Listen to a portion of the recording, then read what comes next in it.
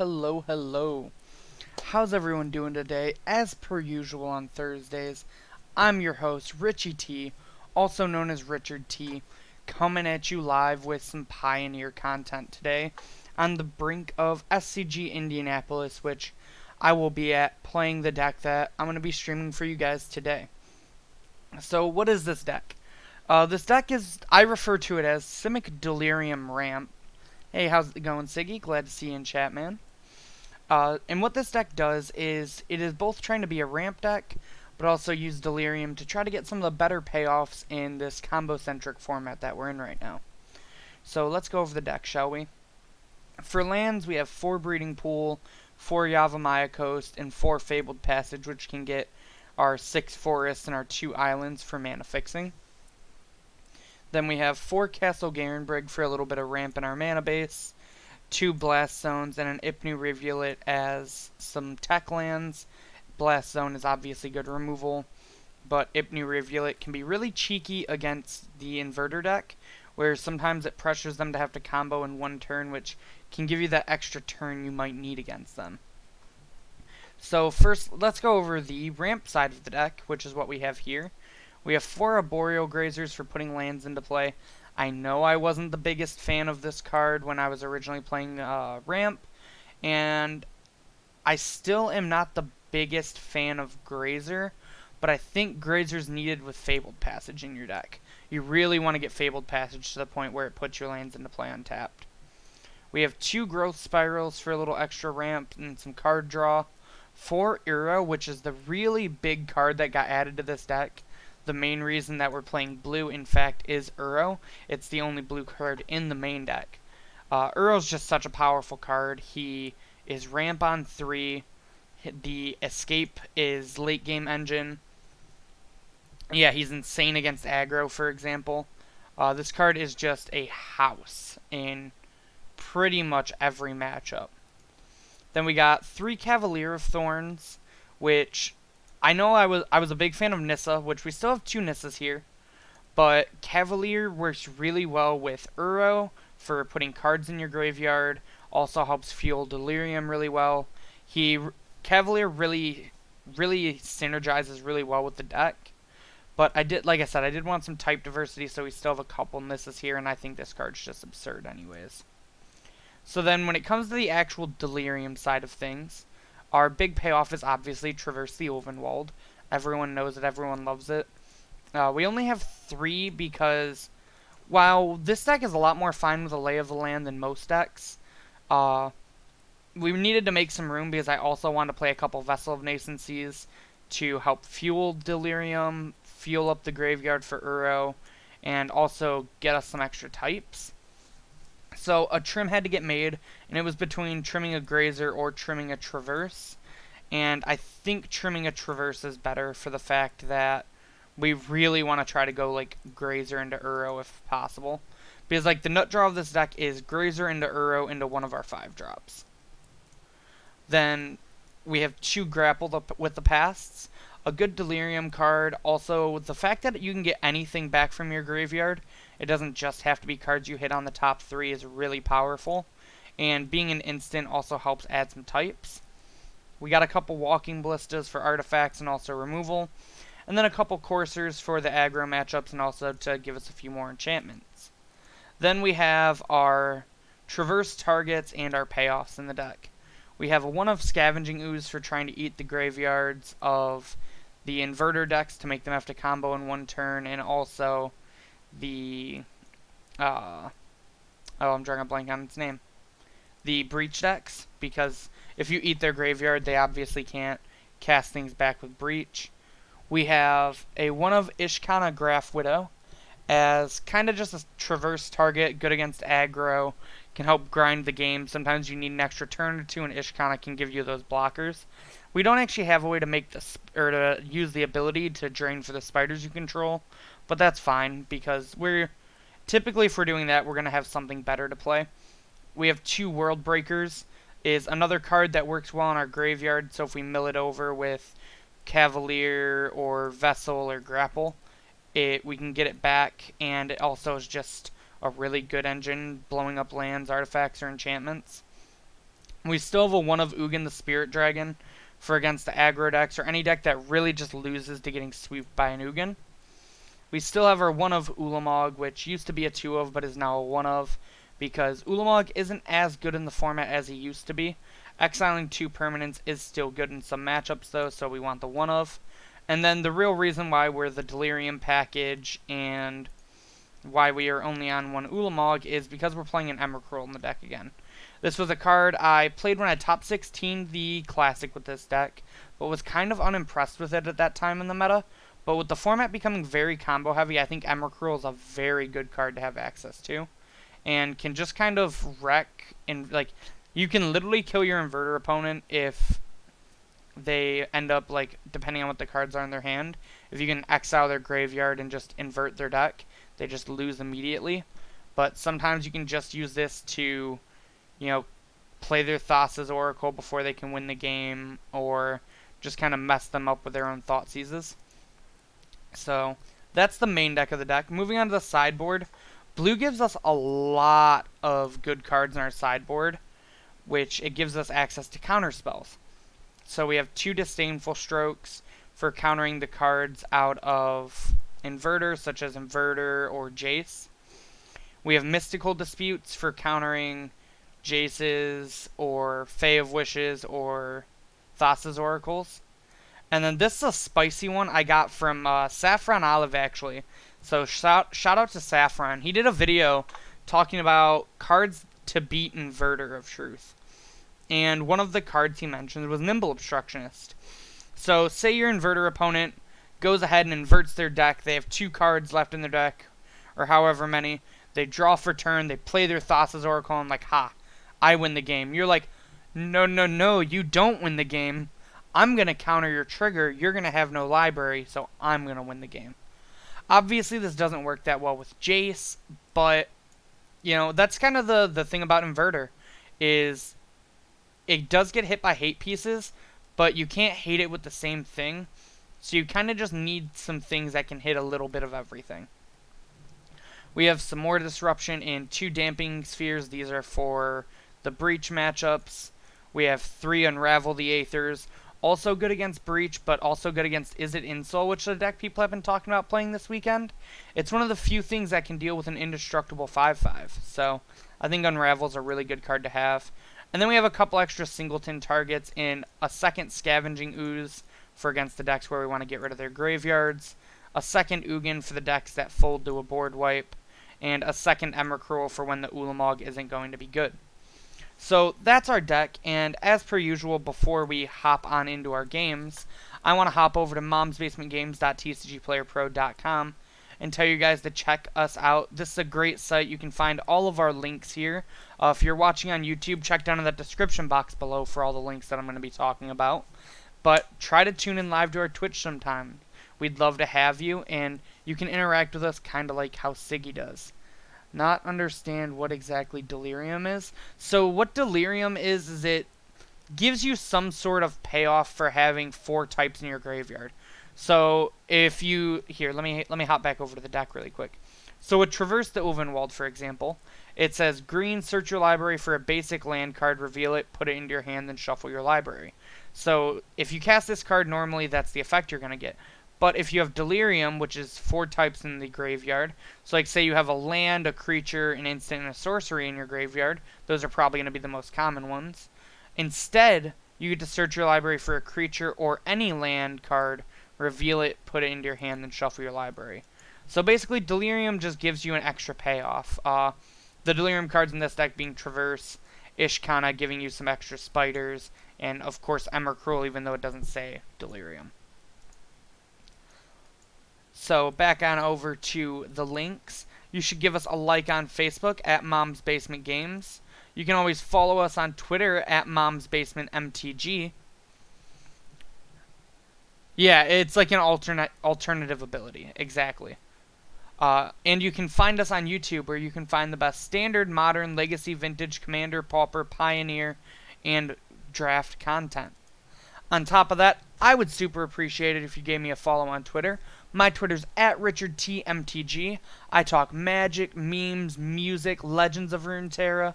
Anything else you want to talk about, feel free to hit me up on Twitter. I'm always willing to chat.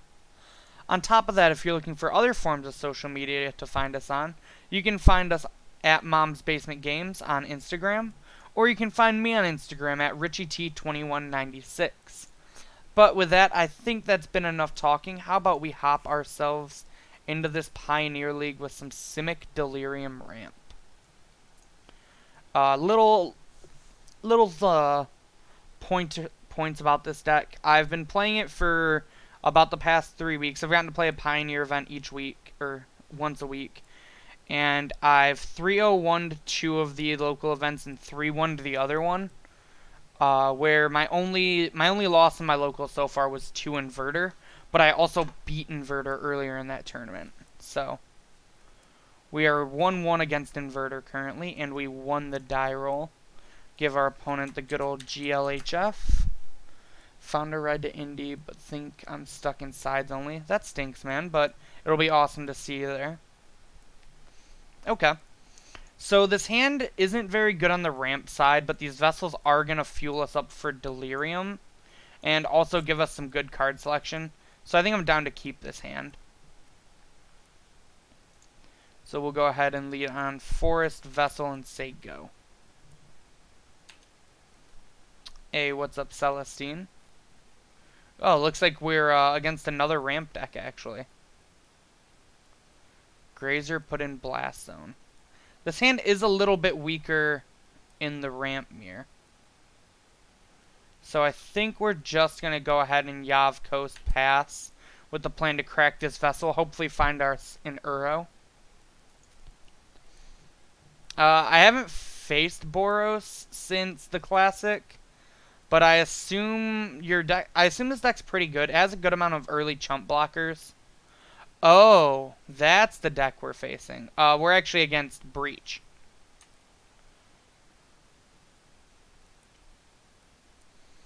I guess that does make more sense off the Botanical Sanctum.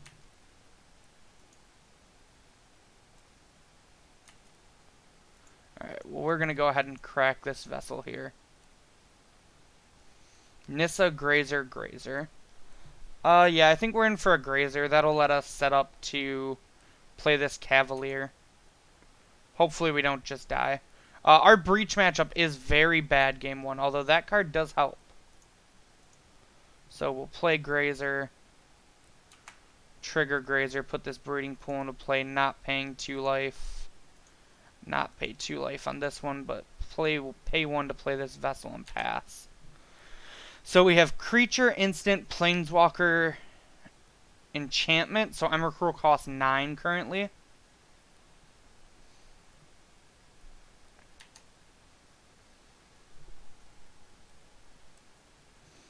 Opponent cycles a Vizier. Just gonna F6 here, not much we could do. Inverter, Breach, Spirits with my Boros.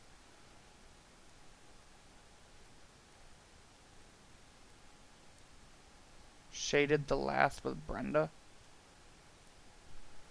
What do you mean by shaded?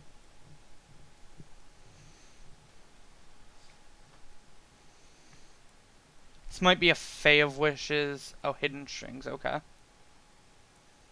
Interesting.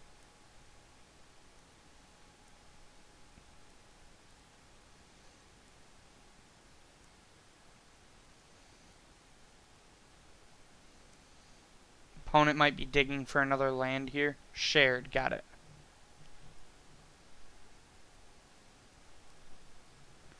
I am up to date now. Opponent discards a Breach.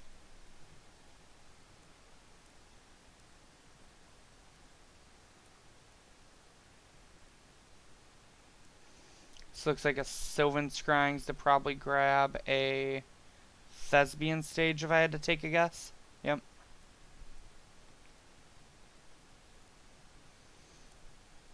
And then another Scryings, probably for a Botanical Sanctum. Yep. So we might actually be able to Emrakul our opponent this game. Because I don't think we're likely to die next turn. Alright, so we're going to play this Blast Zone. Play this Cavalier. Put this Castle into play and then say go. And with this, we have 1, 2, 7, 8, 9, 10, 11, 12. Yep. So if our opponent doesn't kill us here, we're Emrakulling them next turn. I'm not doing too bad, Sully. How about you?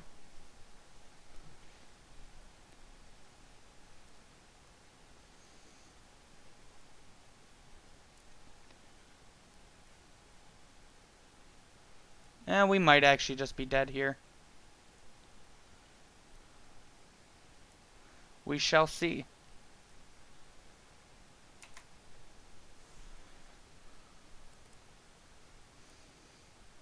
So our opponent's probably going to Hidden Strings to untap their lands here. Or Pour. No, I don't think they had the mana to Pour, yeah.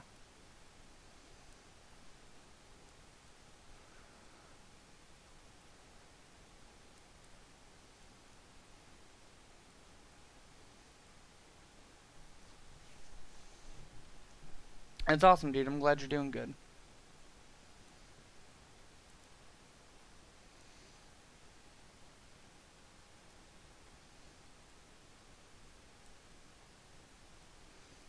Alright. Now, our opponent has plenty of mana. But now it comes down to if they can get enough cards.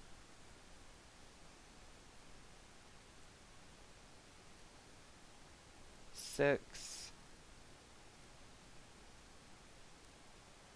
So they have another Pour over the pages. Down for Pioneering your... Yeah, there's the triple points for Pandemonium for the... Oh god, what is the event called? I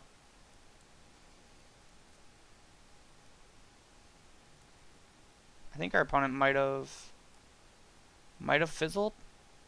Oh no, they have the Hidden Strings. Yeah, we're probably dead, unfortunately. We were just like a turn too slow, sadly. If this other vessel would have been a grazer.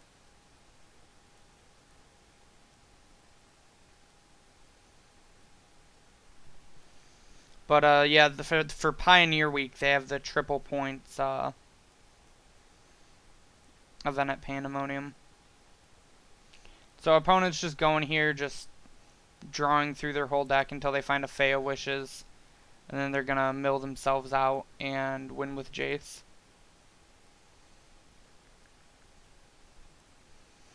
But yeah, we were going to Emrakul our opponent next turn. And we were probably going to be able to either make them lose the game or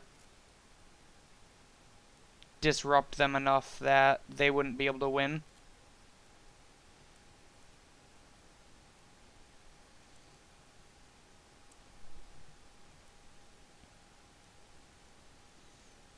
What events are you doing? Yeah, this deck's really good, but it folds pretty easily. It folds to a lot of sideboard hate.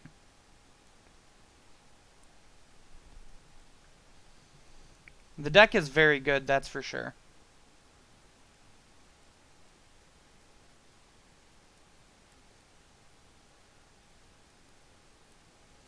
Interesting. They have their own Ipnu Rivulet for against Inverter.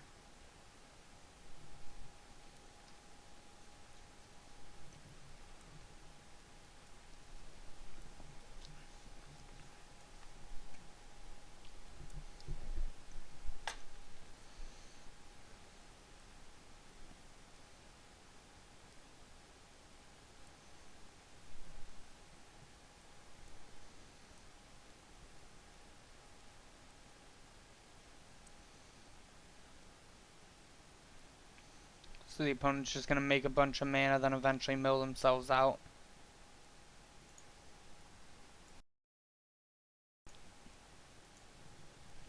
Go ahead and grant it here for Jace, Wielder of Mysteries.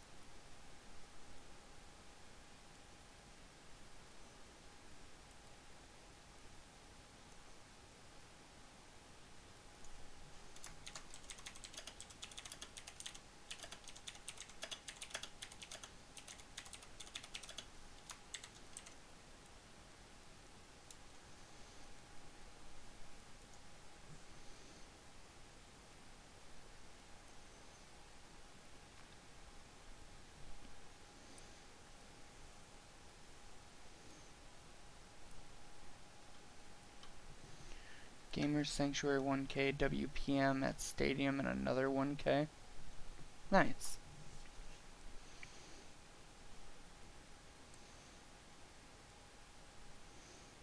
I was just letting our opponent know that, the reason why I'm not just conceding to them is I just want to see the rest of their deck.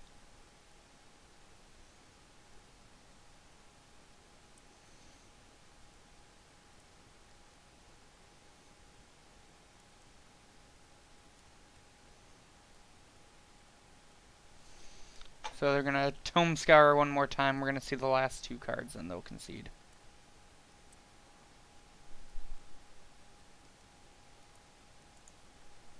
Alright. So pretty stock list other than the Ipnu Rivulet.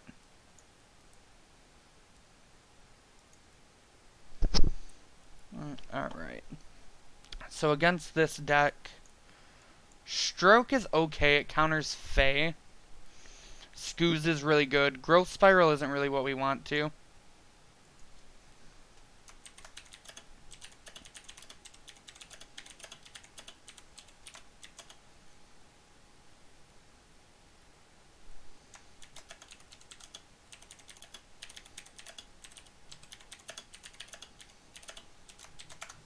Opponent was saying that this is their second league with the deck, so they're kind of okay having to go through the motions anyways.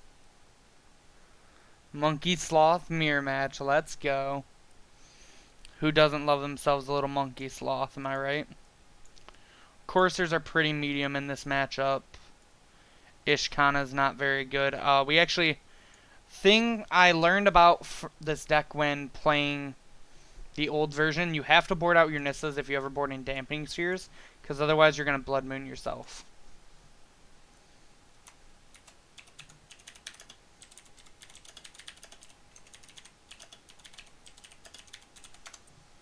Opponent 4-1'd their first league with this deck, which is pretty impressive.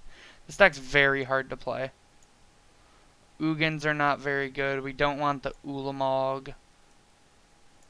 Then I think we board out Ballistas.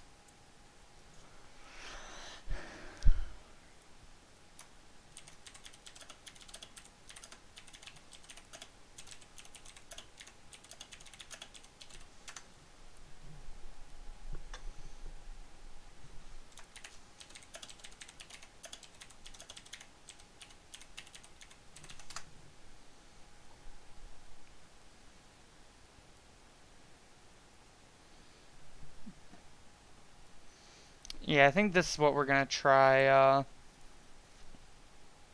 Try post board. We have the reason why we're leaving in Stroke is the fact that Stroke can counter Fae of Wishes.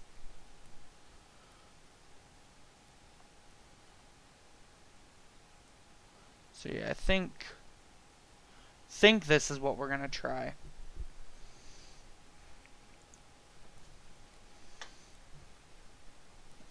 Alright, I would like to be on the play. Yeah, this hand's pretty good. We get to Grazer into Stroke or Grapple. Pop out our graveyards here. So we'll go Yavimaya, put in the Grazer, trigger, put in Breeding Pool, not paying, and say go. Our opponent kept 7, so that means they probably have a turn 2 Lotus Field here. Yep.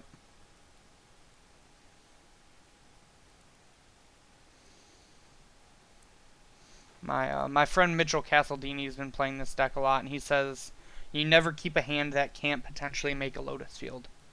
That's going to be really good for next turn, because we're gonna let our opponent make the Lotus Field and then play it while they don't, while they probably don't have colored mana.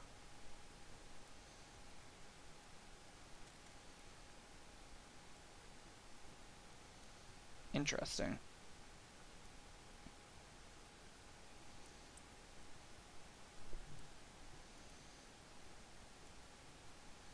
It can counter a pour over the pages also.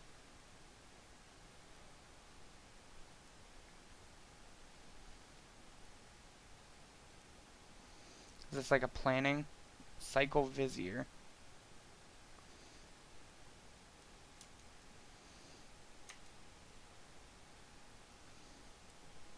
Opponent did say that they're new to the deck, so maybe they just kind of kept a riskier hand.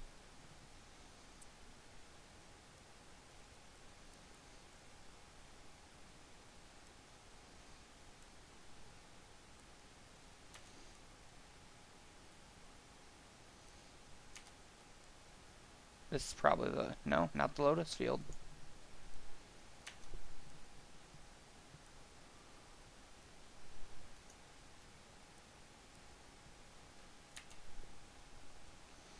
He also might be playing around the damping sphere.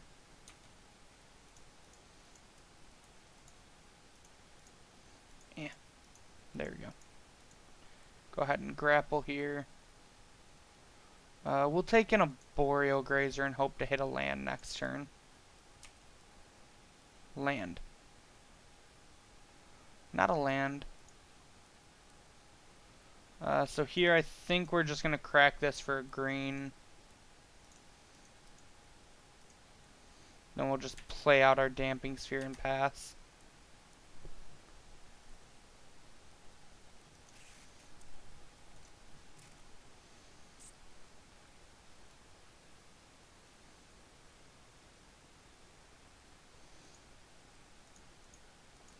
We're going to go ahead and counter this because it's probably going to get something that can destroy our damping sphere. Hopefully we draw some lands here. Land. It was kind of greedy to take the Grazer over the breeding pool, but it would have gotten us. It would have been rewarded if we managed to draw land. Unfortunately, now it means that we're not gonna. We have to draw a land in order to World Breaker next turn.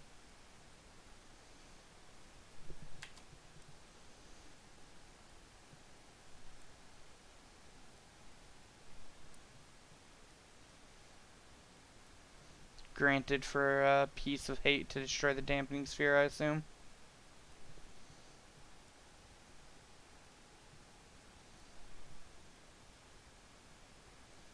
Yeah, I mean, he might be ghosting.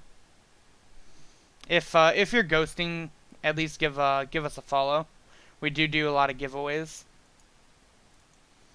He just grabs the Jace. Interesting.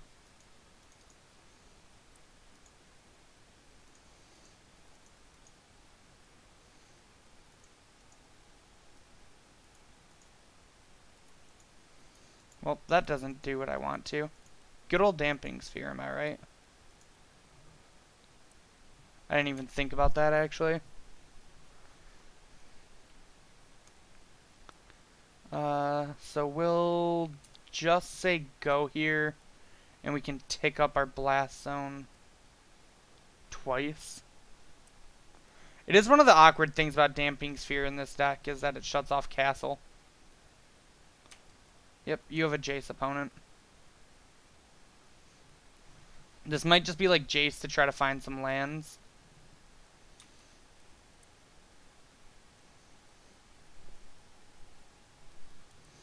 Yeah, I know, right? Like, nice deck building, nerd. Milled over a Lotus Field. That's pretty good for us.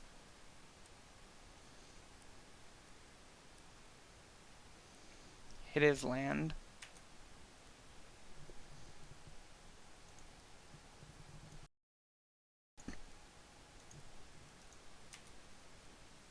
And then we're gonna tick up Blast Zone a couple times.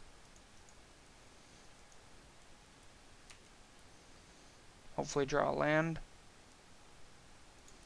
That's kind of a land.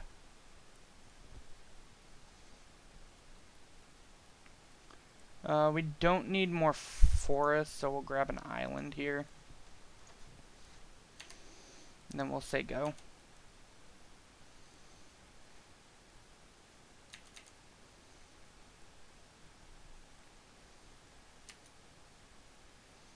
Milled 2 lands.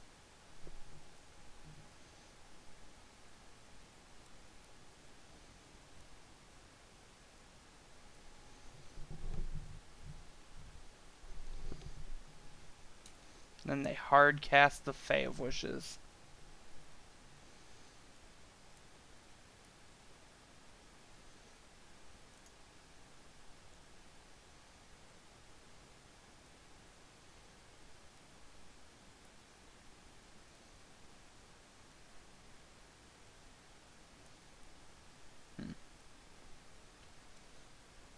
Wonder what they were thinking about casting there.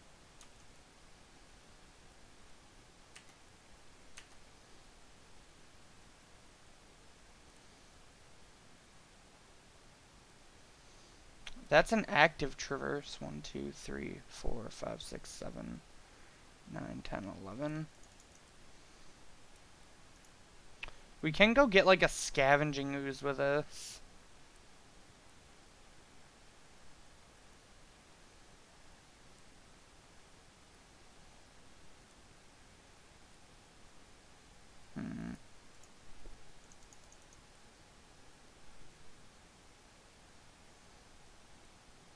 Well, granted is 4 mana.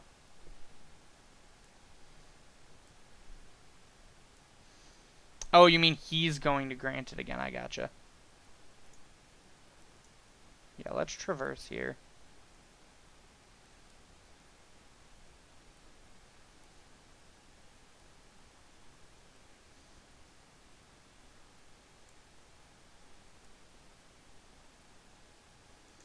Yeah, I think if we grab the Skoos, it's going to be pretty hard for him to combo through it.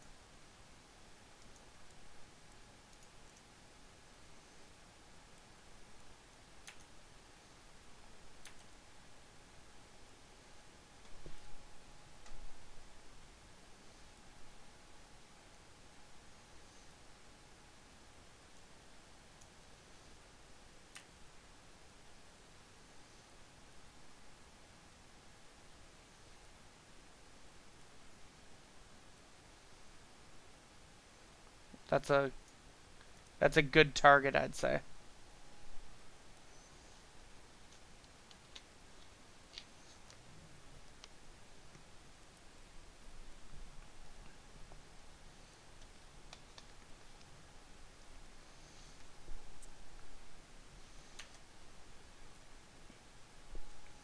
Yep, you can go ahead and pour here.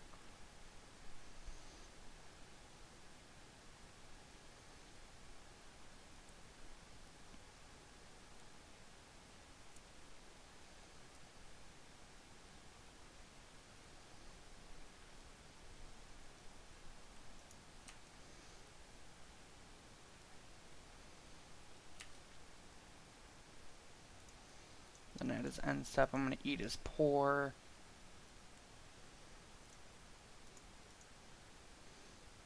Eat his Vizier.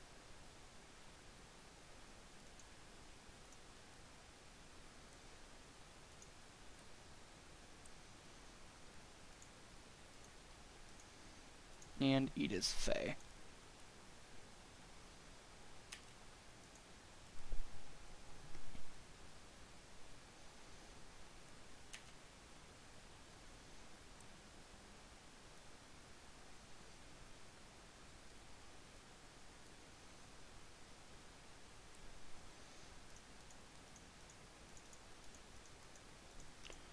Alright, so we're going to World Breaker to blow up his blast zone.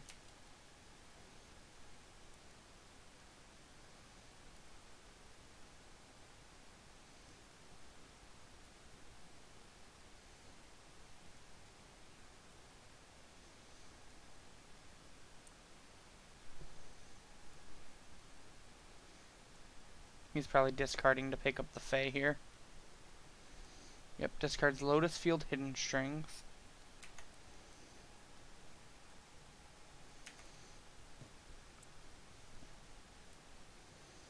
We're going to exile his land and get our World Breaker into play. And then we'll attack his Jace. Okay, that's fine. I just didn't want his Jace to get to ultimate.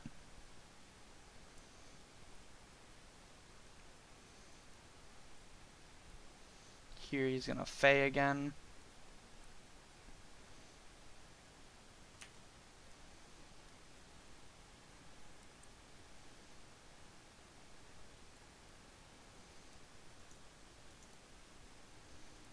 Fae for a natural state, which he can't cast right now because of Damping Sphere.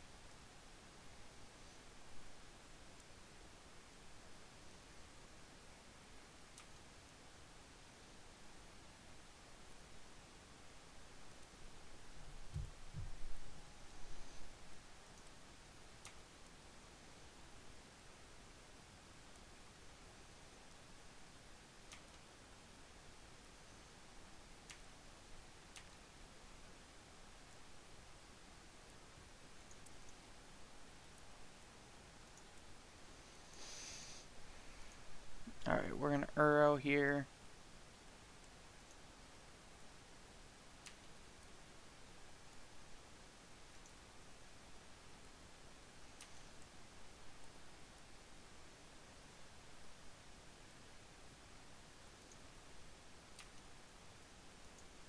Go to combat.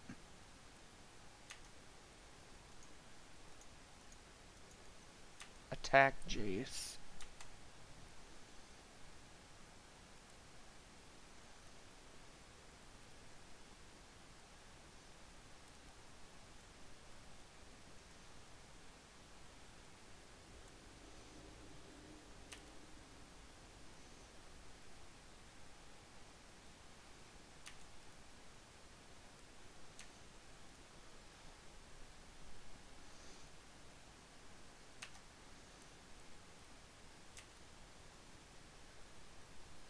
And so now we get to eat 4 things.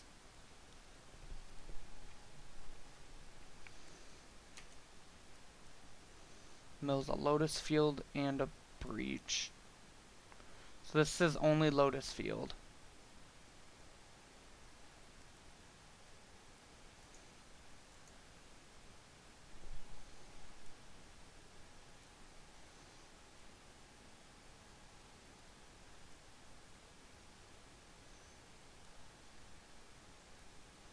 This is probably a Breach here.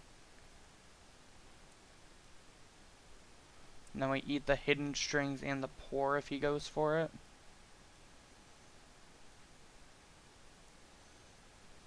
Sure.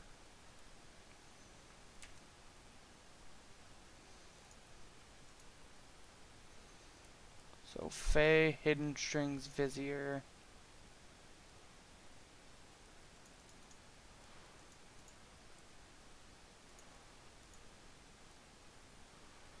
So he's gonna cast a Pour here.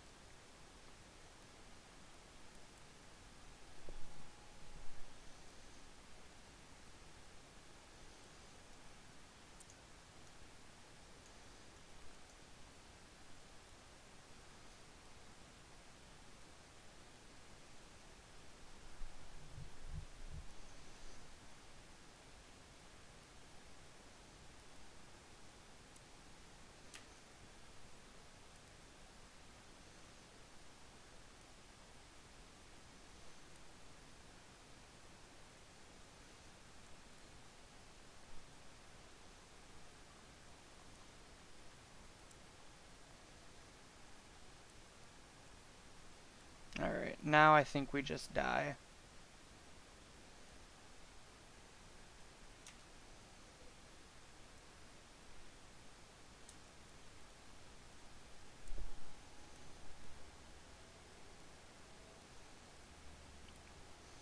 Yeah, so like the problem this game was we had the hate, but we didn't have enough pressure.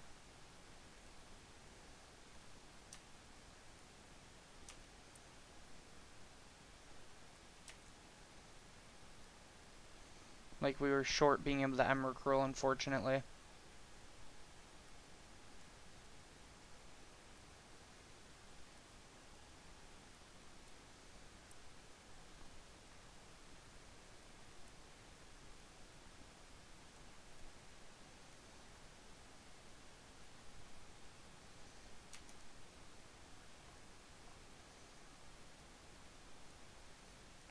Sure, you're allowed to dig.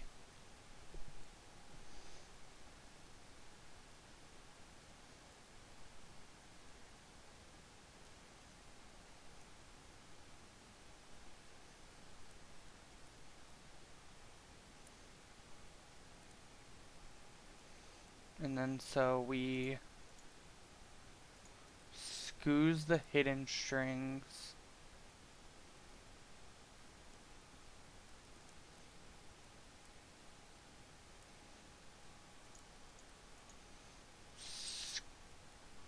Scoos the hidden strings.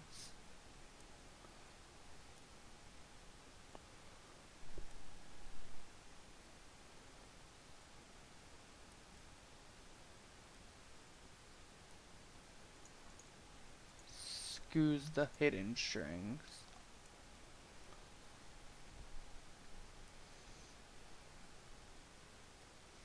And he's already played a land for turn. So unless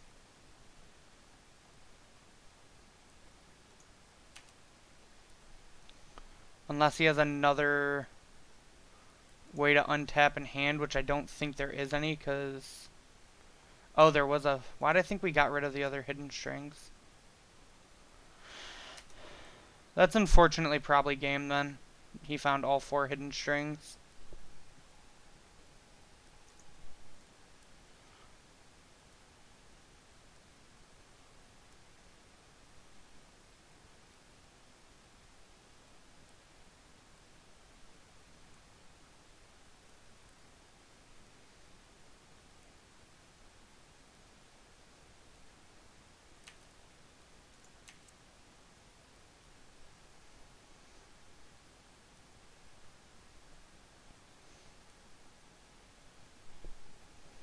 Has he jaced? Do you guys remember if he's used jace at all yet?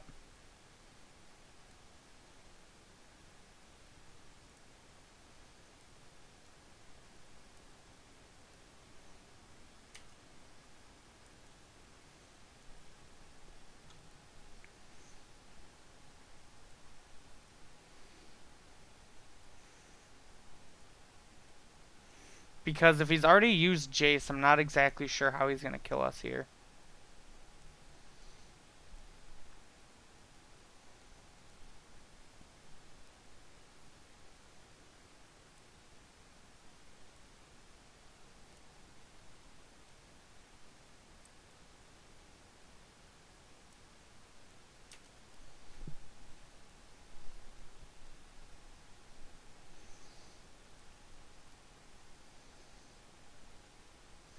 Because Ugin doesn't beat us here.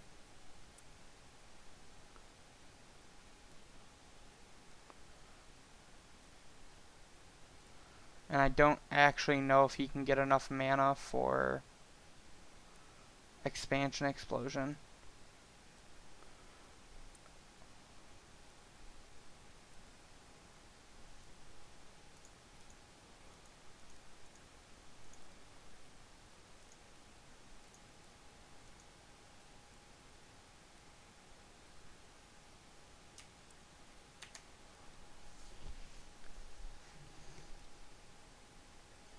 Yeah, I don't actually know how we die here.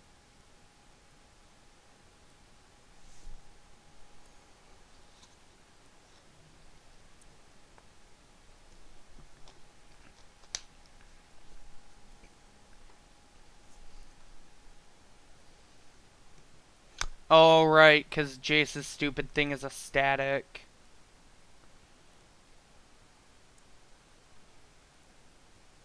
But I don't actually know if he has enough cards.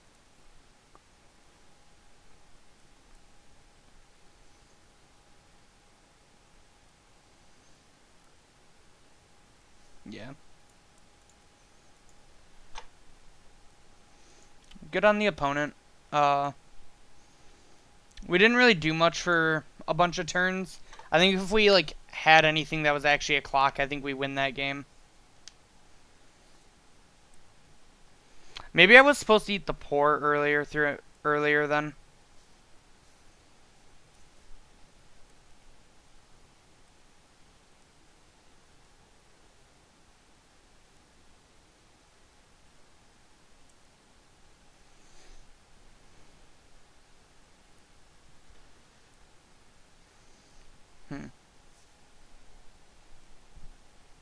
Yeah, we needed to find like an Uro or a Cavalier.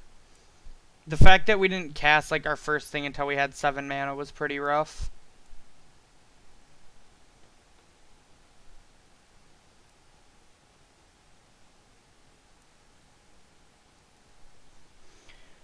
Alright, let's see how this matchup goes.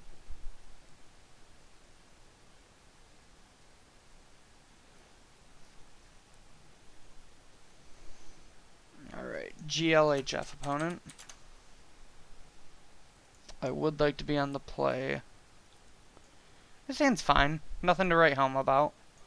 We have a Ballista for early interaction and Oro or Courser, depending on the matchup.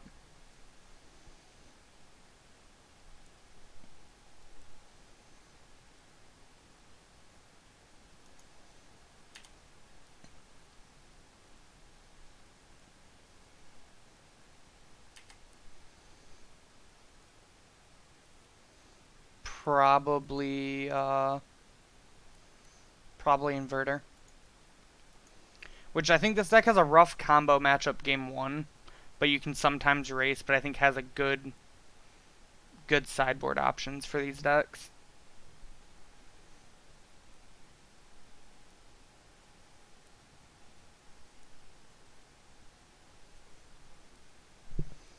Alright, we want to play a card they know about and then play this Ballista for 1. Because Ballista's not going to do a whole lot here.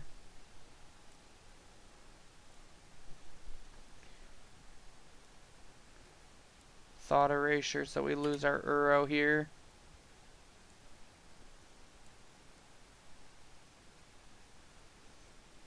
They keep on top.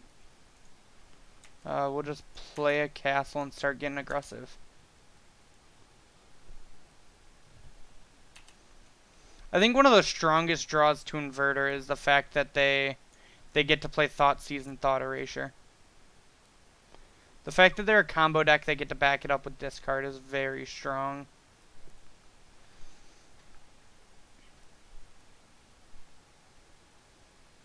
Okay, Grapple's a good draw here. Grapple means we can actually not Uro unless we hit another blue source. But it's still worth it. Yeah, we're playing Delirium Ramp, Aaron.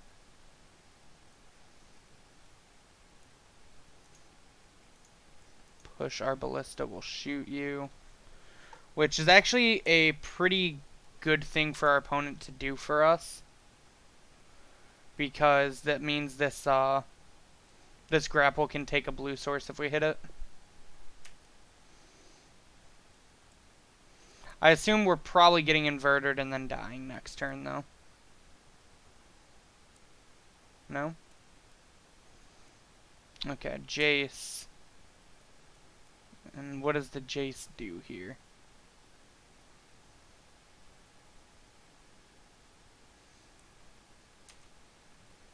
Jace ticks up on themselves, milling an Omen and an Opt. We'll go ahead and grapple. We'll take the Fabled Passage.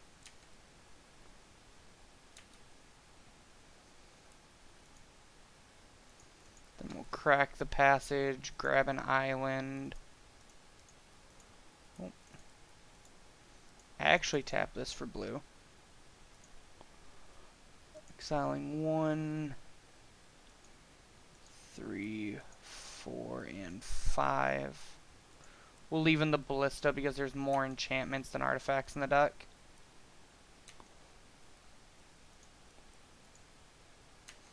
Put this Breeding Pool into play tapped and say go. Yeah, I mean, that's the only reason he would mill himself, right?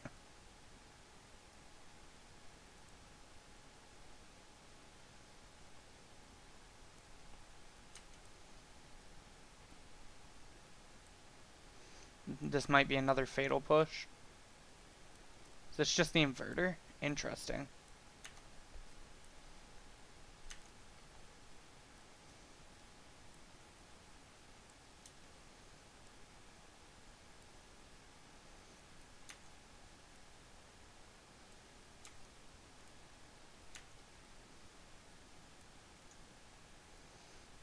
So we're gonna play our land for a turn. Go to combat. Attack the Jace. Put our land into play.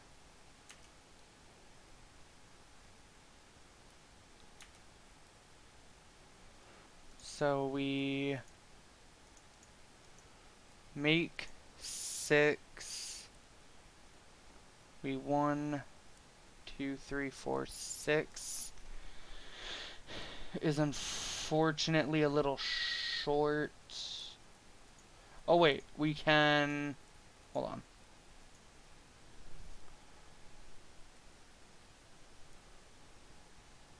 The Inverter next turn. Yeah, that play does seem kind of weird. So we do 6 green. We Cavalier.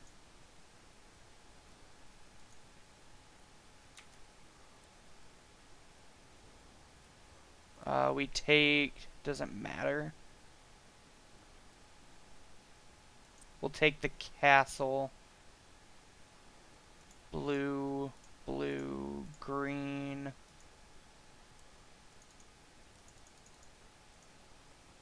One, 2, 3, 4, and 5.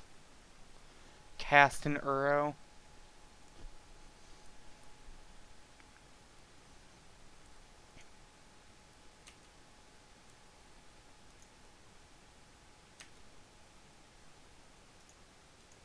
Then play Vessel and say go. So unless... Cycle Sensor. Oh. Yep. I mean, this is how, like, this matchup has always seemed to me, is my opponent will either, like, sneak the game. Because, like, if we kill this Jace, I don't think my opponent can't win the game. But they were 1 turn away from losing this. So that's why I think this matchup's very close. Like, they had to have the opt there. If they didn't have the opt, they just die. Alright, so what's not good in this matchup? The Unravels don't do anything. Don't really want to... Yeah, Growth Spiral's up for debate. Damping Sphere doesn't do anything. We want all of our counter spells here. Ishkana's not really that great. What do you think about World Breaker, chat? I keep going on and off about World Breaker. Ballista doesn't actually do anything. It can sometimes shoot down a Jace, but I think that's a little cute.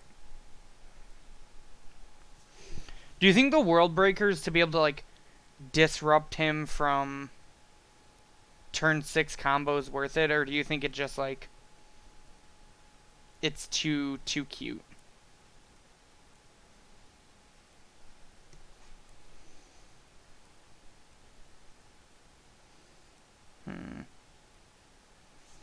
I think the Growth Spirals are normally, like, a pretty card that gets cut. You like 1? I can see that. Then what do you think the last cut is?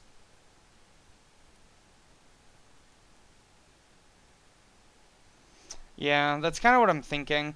I think I like everything else more.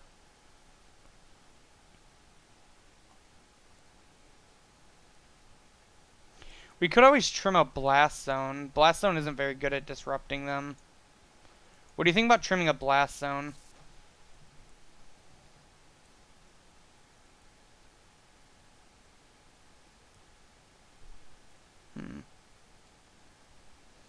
Blast Zone or World Breaker?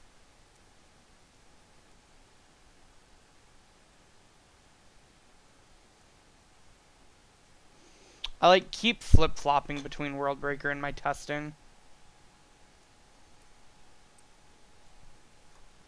I think we're going to take out World Breaker.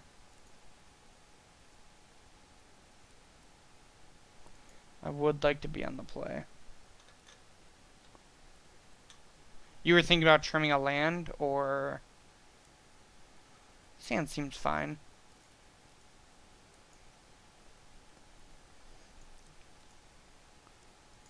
$18.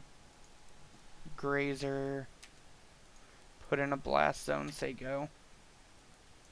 Hopefully we draw land next turn, then we can use this Fabled Passage next turn. Might get thoughts used here. No? Alright, and we drew the land. Perfect. So we'll play our land, play our Grazer.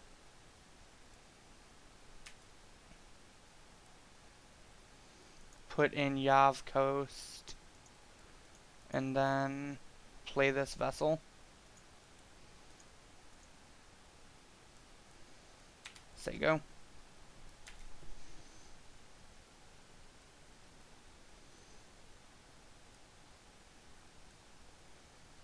Monkey Sloth. Yep, Thought Erasure unfortunately gets our last card in hand, but we're pretty set up.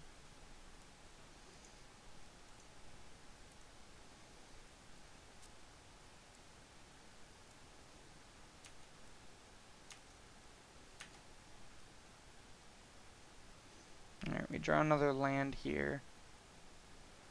There's nothing we really want to grapple into for 3 mana other than Uro. And I think I'm fine. Ooh. Ashiok is a spicy one.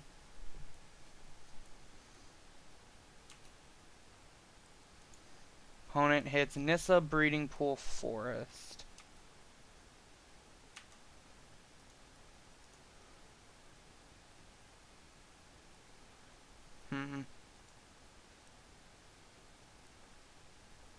Could just take up a blast zone to deal with this Ashiok. But I think I'm fine with the Ashiok for a turn. We'll take a castle here.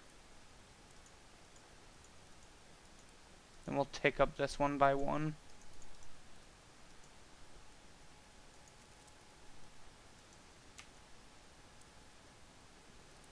Dispute would have been good last turn. So we'll play our land and say go.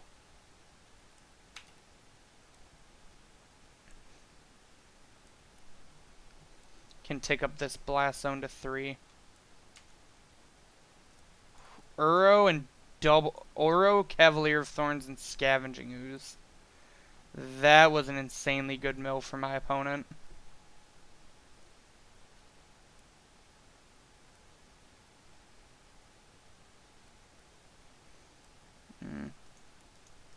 May as well dispute this and not let them get the Surveil.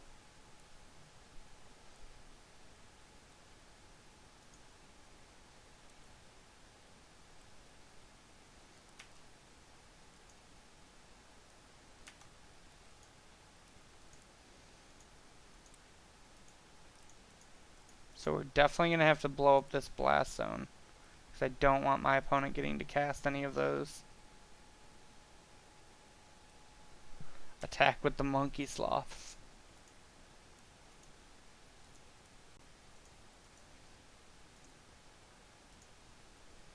Alright, so we're going to get the... I don't know what I thought my opponent was casting there, but it scared me. Alright, go ahead, opponent.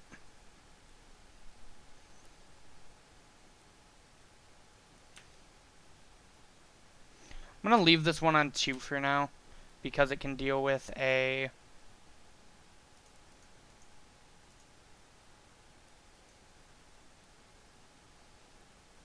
It can deal with a, ooh, that'll be a good draw. What's it called? Why can't I think of its name? This is a dig. Dig, leaving 1 card in the yard. Wait. Oh, one of their lands might have just been tapped.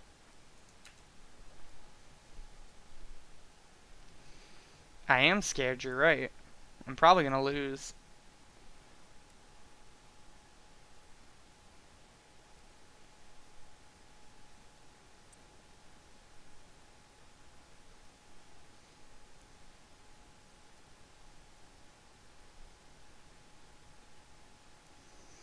In testing, this deck did, like, fine against combo. It wasn't, like, as bad as it's looking here.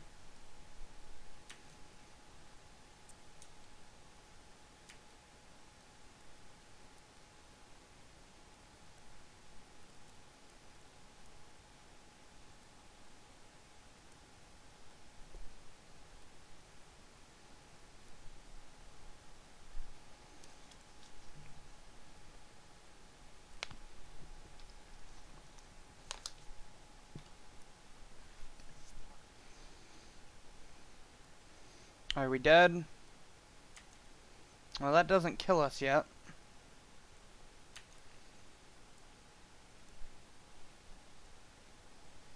Mill us, so they're definitely setting up for the win next turn.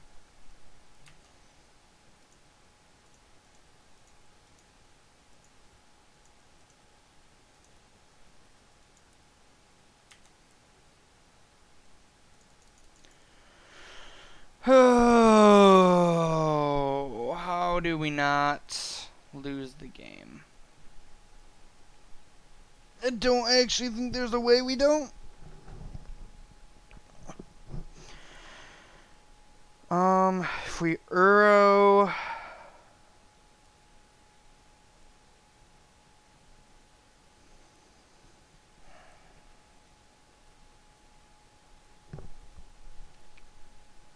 I think we just Uro. Blue, green, green, Uro.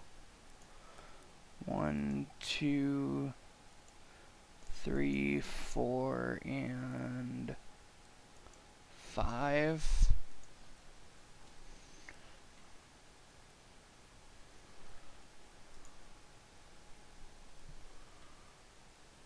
I've just killed you. I mean, no, he just might not have an Oracle. Like, he probably has Inverter, just not an Oracle. That's my thought at least. Oh, wait. No, that doesn't stop the Jace kill.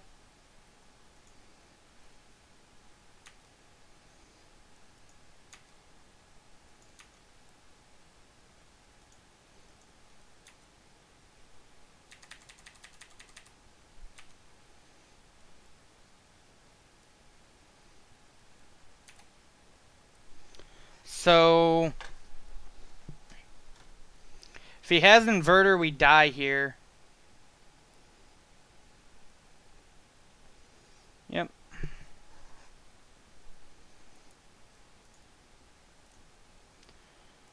Alright, well. This is giving me confidence for this weekend. I really just wish they would have BNR'd this format. Like, this format just is not that much fun to play anymore.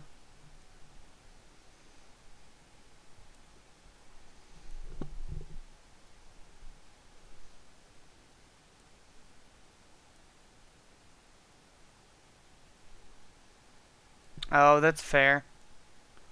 I rivulet him to, So I'm drawing Cavalier.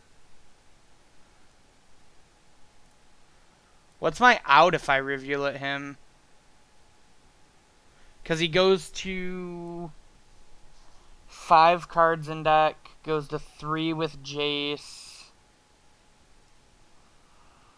He blocks with Inverter. I know I'm drawing a Cavalier.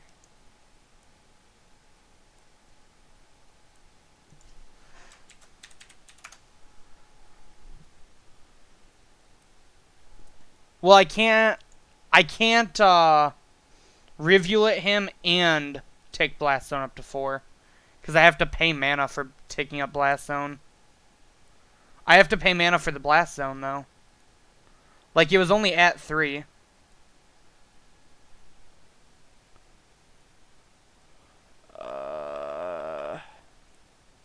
This hand's a mulligan. So this hand is not great, but I don't know if I want to go to 5.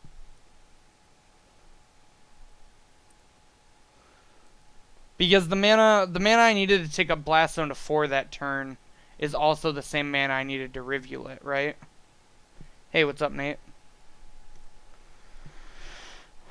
How does this hand even win a game?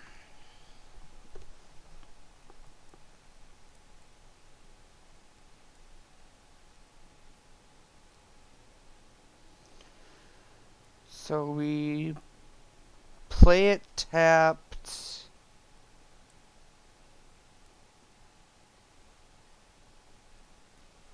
Are we going to 5 or are we keeping this?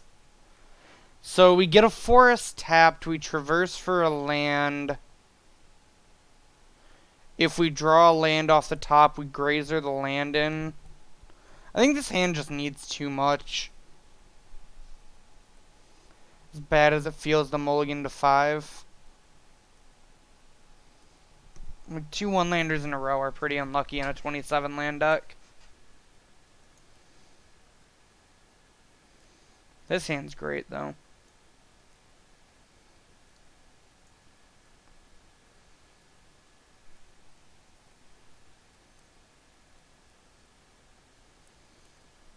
We put back Fabled Passage Nissa. Hope to find something good off our Vessel on turn 3.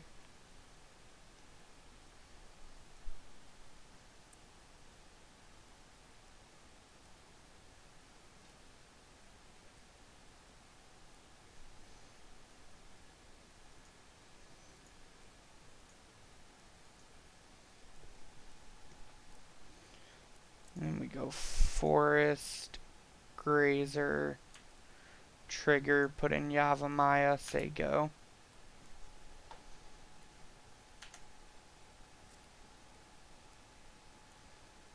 Forest Llanowar Elf.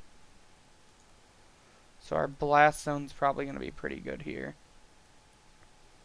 Play a Vessel and pass.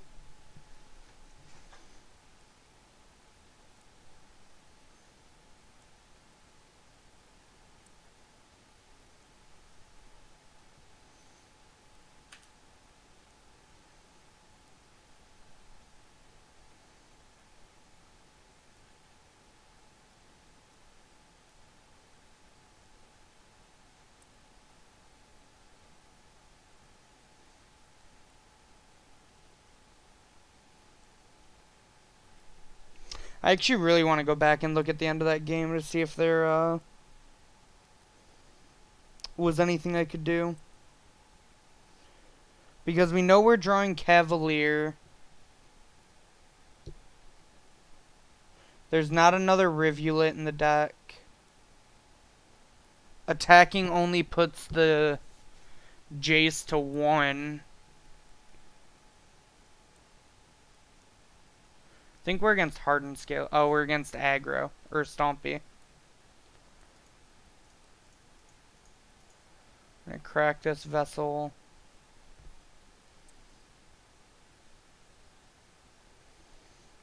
Take a Yavkos, I guess.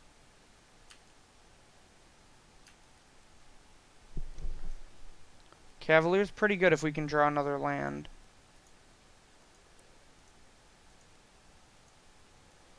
Play Scoos and say go.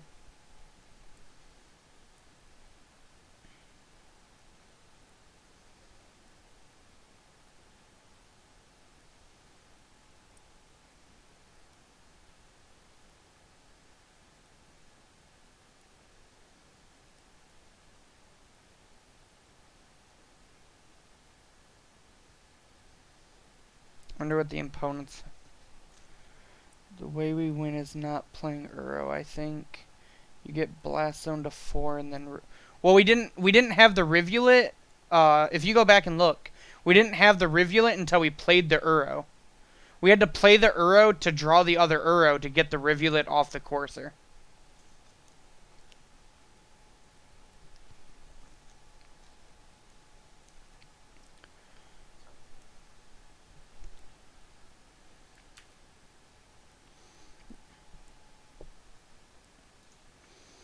Like, I'm pretty sure we didn't have the Rivulet in play until that. Yeah.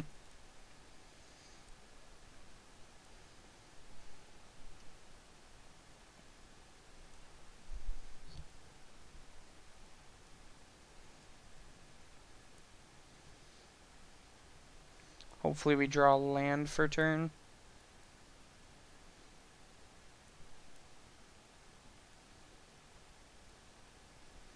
Opponent torn on what to discard to this. Yeah. And again, that's what I've been saying. Like, that matchup feels very one turn off. So, like, if our opponent doesn't have, like... this deck pressures my opponent enough to where they need to have it when they do. But unfortunately... Holy... yep. It's a matchup where we really need to find our Ugin.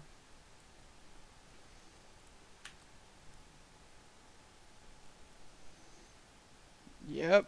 Oh, wow, they only hit a Llanowar Elf off that company.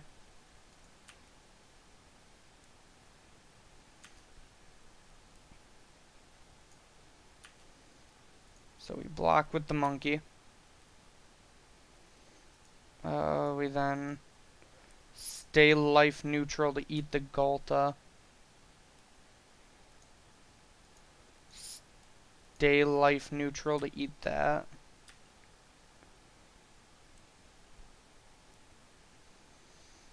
Right on time. Right on time.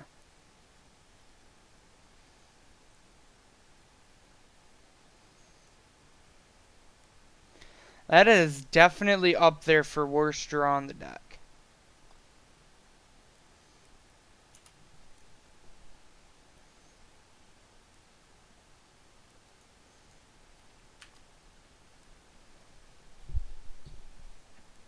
They discard a forest.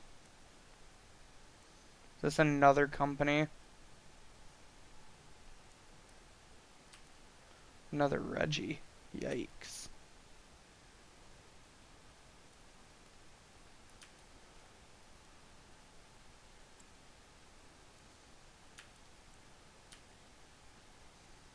Opponent's popping off over there.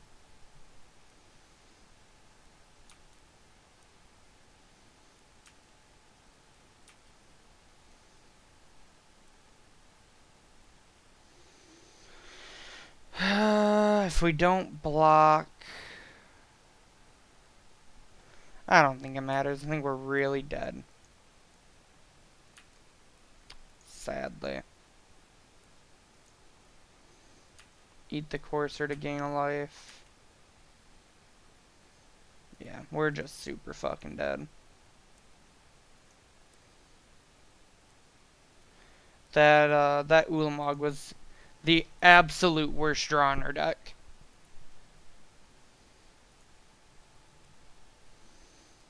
Strokes don't seem great. Disputes and Obstructionists don't seem great. Unravel and Damping Sphere doesn't seem great.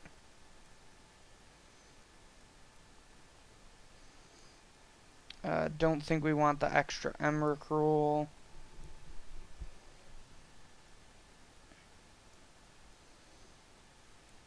And I don't really want to waste my time growth spiraling. Actually, we'll leave in a growth spiral and board out the Rivulet, because we're never going to want to Rivulet our opponent.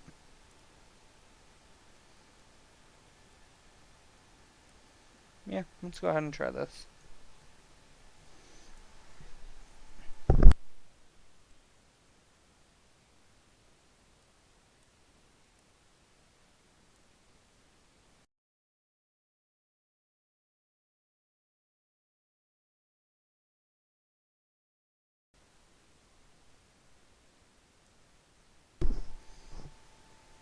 Waiting for our opponent to figure out how they want to sideboard.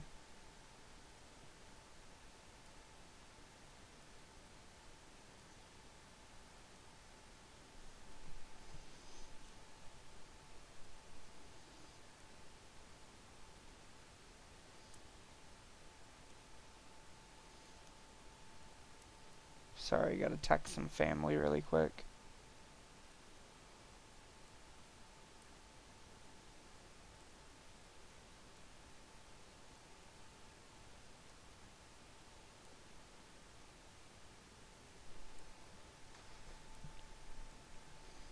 Man, opponent's really in the tank about how to sideboard here.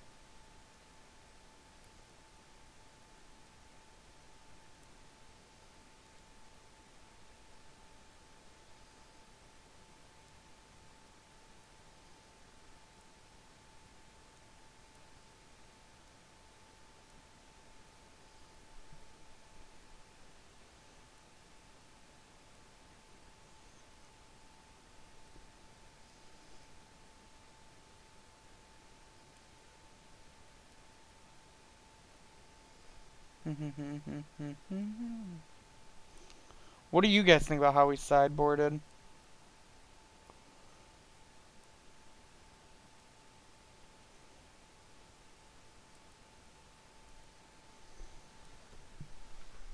Alright. I would like to be on the play.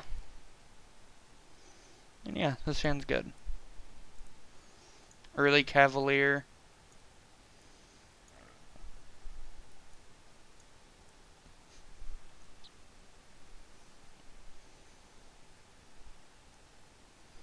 Opponent's trying to decide if they mulligan or not.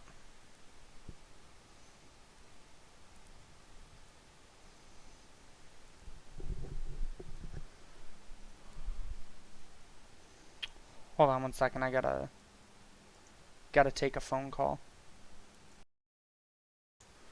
Alright, sorry about that. Our opponent ended up keeping. We're gonna play a grazer and put our breeding pool into play tapped.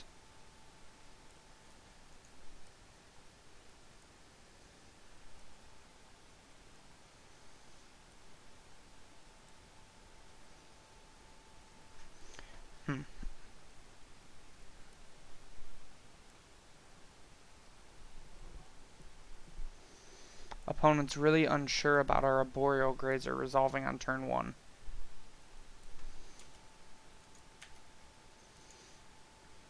I would not like to pay 2 life, and it will be your turn, opponent.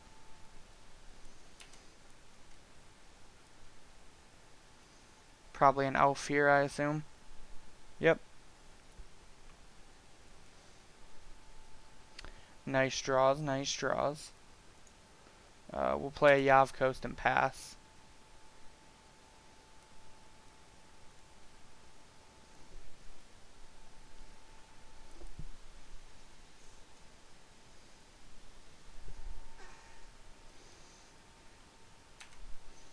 Next turn we can crack our Fabled Passage.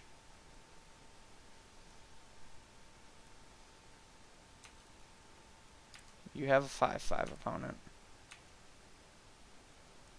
We're actually going to play this breeding pool tapped and pass. Block with the grazer, then we'll put our Cavalier into play.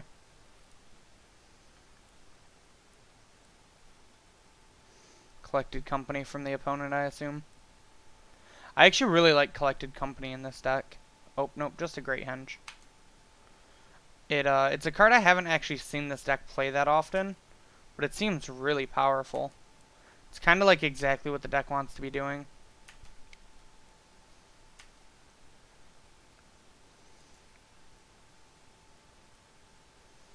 I actually think we're going to take this hit for 5 because Grazer can block, like, his Llanowar Elves now.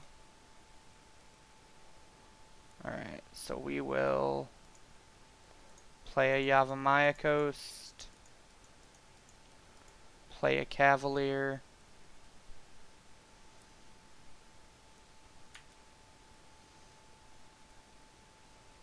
we'll just take a Forest here, then we'll pass the turn. Still a little ways off from this Ulamog.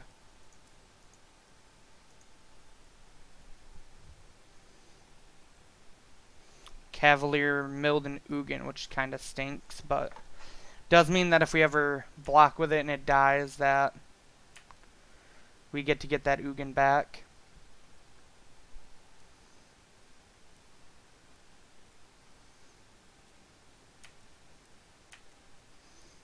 You have a Steel Leaf champion opponent.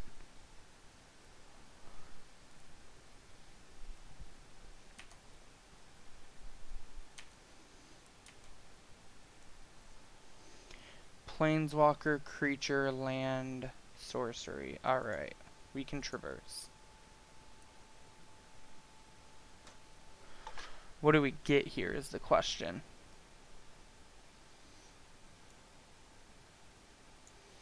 Blast Zone doesn't do what we want. Might just get another Cavalier. Ooh, Ishkan has a lot of blockers.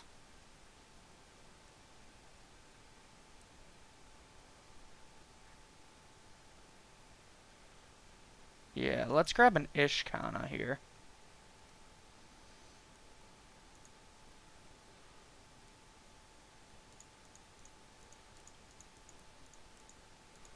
Go ahead and play Ishkana, get some spiders, and pass.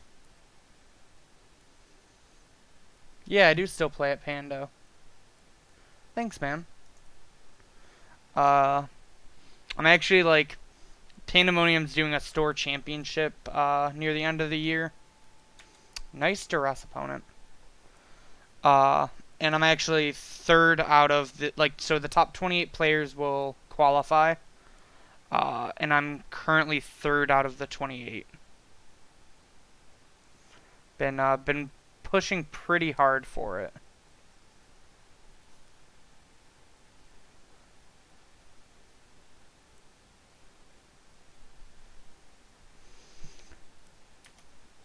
So my opponent's probably going to attack here, and I'm just going to put an Ugin on top.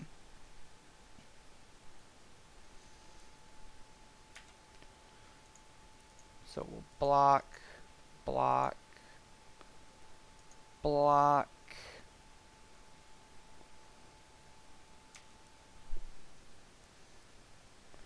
First is Mitchell Castledini, and second is Travis Hawk.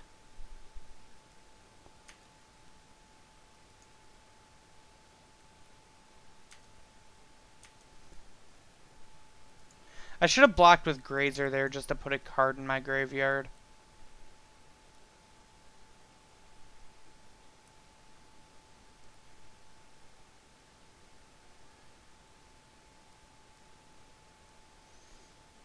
Would have put an extra card in my yard for Uros in the future. Each other a lot. Green Collective Company, and I was playing pure white. Oh yeah, I remember you, man. It has been a while. You're not wrong. Back in the old Warriors days.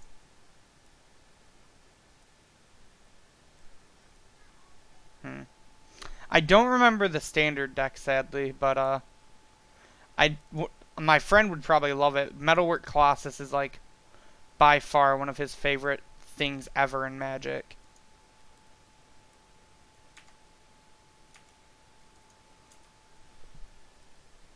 Oh, you ended up moving? Where'd you end up moving to, man?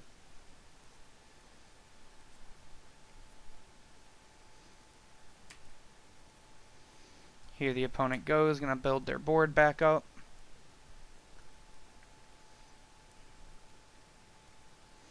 Our opponent's unfortunately gonna Thoughtseize our Ulamog.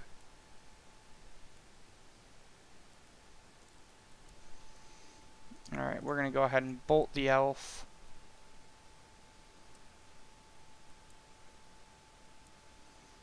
We're gonna hold this land for turn because it doesn't necessarily hurt us, but it might get our opponent to cast a discard spell.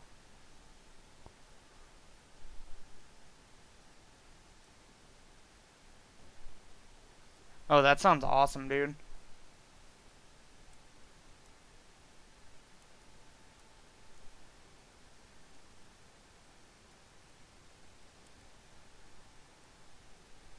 How is it out in Kalamazoo?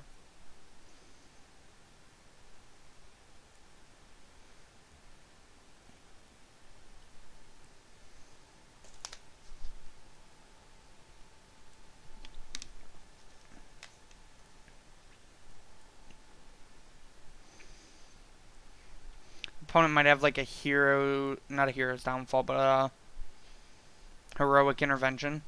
Maybe that's what they're thinking about. Attack for 3.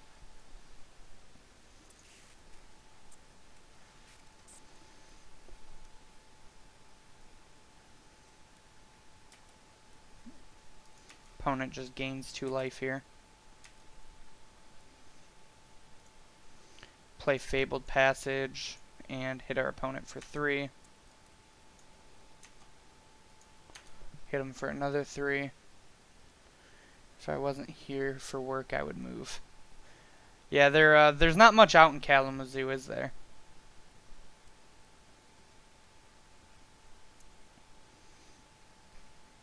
Great Henge number 2, the Electric Boogaloo.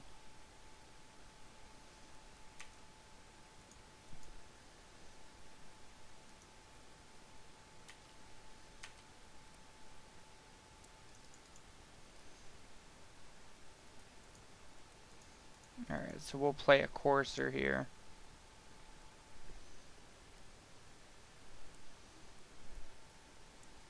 Yeah, I mean, Ugin's just gonna take this game over.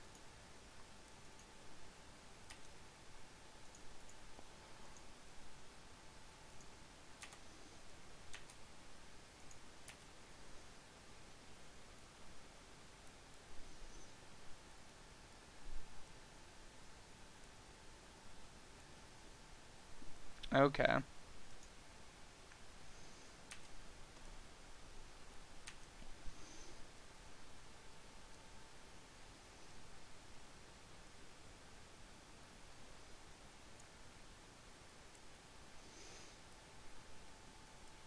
So, funny enough, we didn't play this Yav Coast when we could have. And,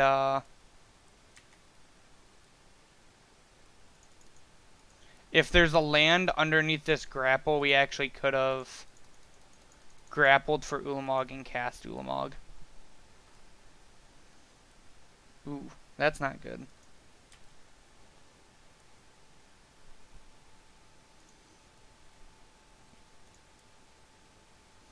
Well, let's go ahead and grapple.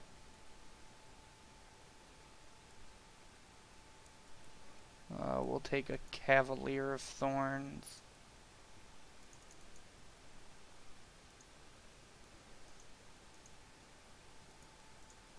Oh, definitely don't want to do that. Play Cavalier.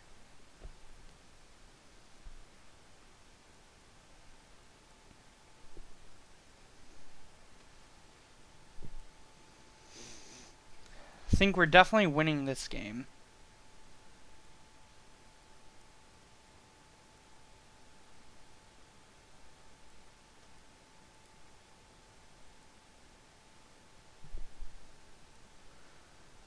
Standard Blood Rush. That deck was sweet.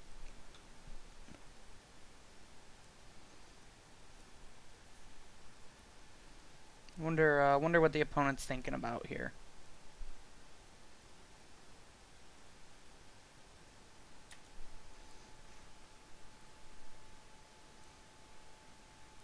Alright, and the opponent's seen enough.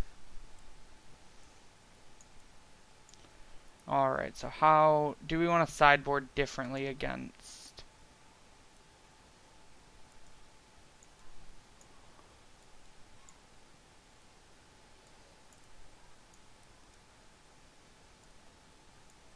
Against Stompy.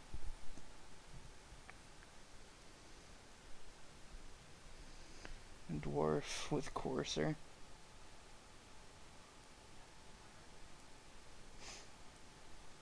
Hexproof Mana Dork. OP.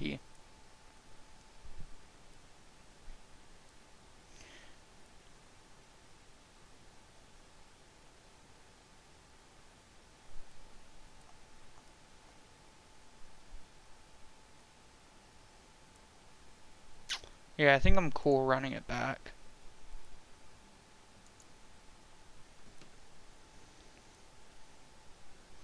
Opponent's deciding if they want to be on the play or draw. I will assume it's the play.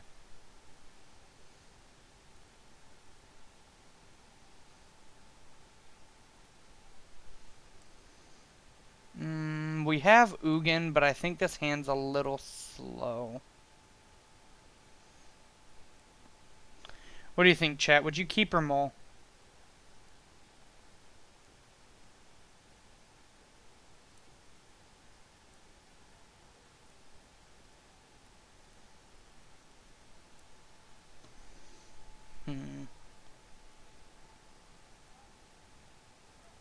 Opponent mulled the 6.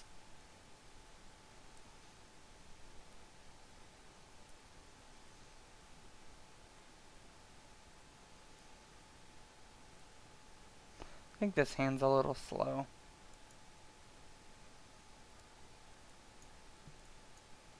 This hand is not better.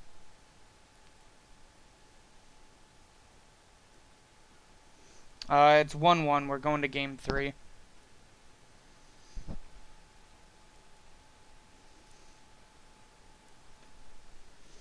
I'm going to crack a window really quick. Give me your opinion on this hand while I crack a window.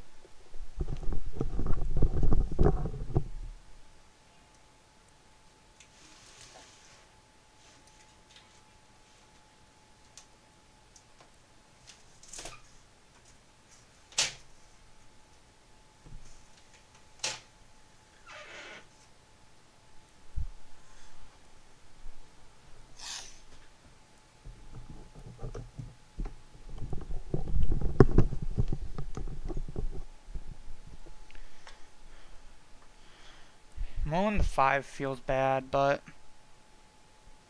I think we need something.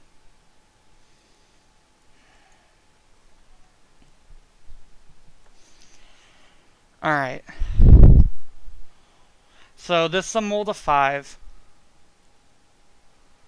And I think I'm willing to keep the risk of hoping to draw a green source. Because how many green sources are we on? 4, 8, 12, 16. We have 23 green sources in the deck. And I think if we draw one, I think this is our best hand we've seen. I think we keep these 5.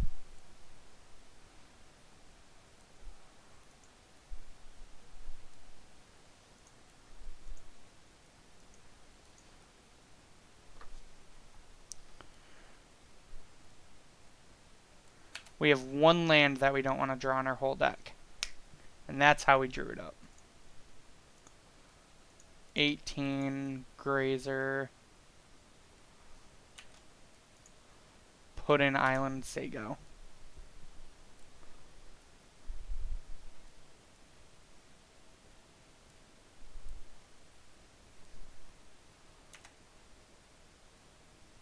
I think we keep the Ugin just because there's only 2 Ugins and we really need the, Man, we're good. And we really need the Ugin to, like, be able to win this game. Exactly. To be fair, like, that's, like, a lot of outs. I'm not good at math, but what's 23 out of 50? 23 out of 53 is, I think, just slightly under half, maybe more. I don't know. I'm really bad at calculating odds like that.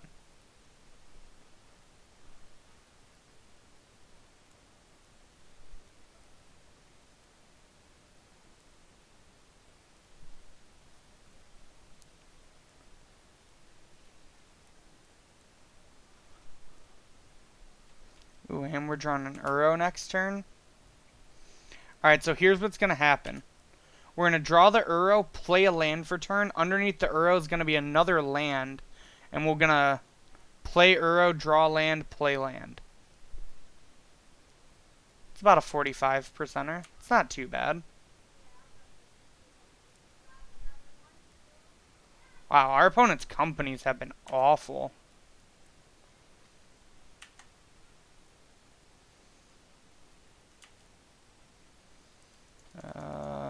We'll take 5 here. Because this thing's just going to keep getting bigger. Land. Not a land. Alright, so we're going to traverse.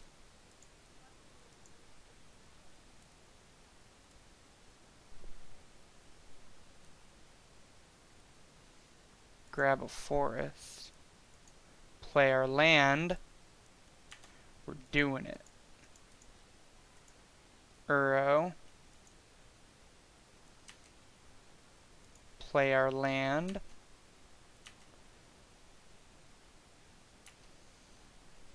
Then say go.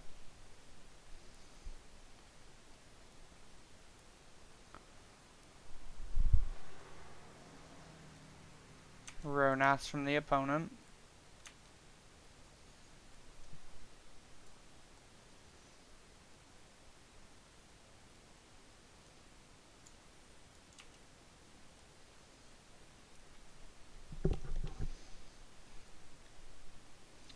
Alright, I think 6, 7, 8, 9, 10, 11. I think we're in the business of chumping this turn.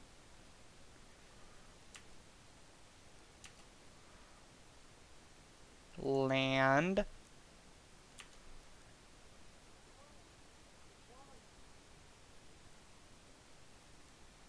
Alright, so we just need to live for a turn.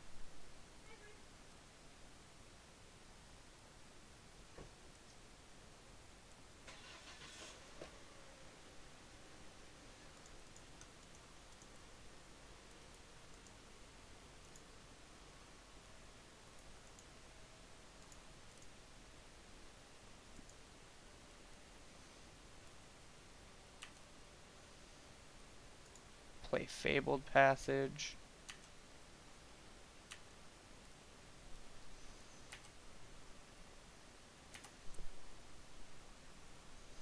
This deck is lit.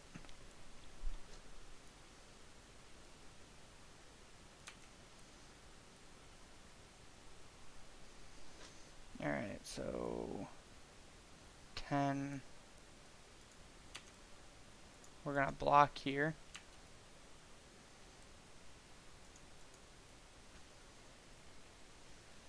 Crack this Fabled Passage for another island.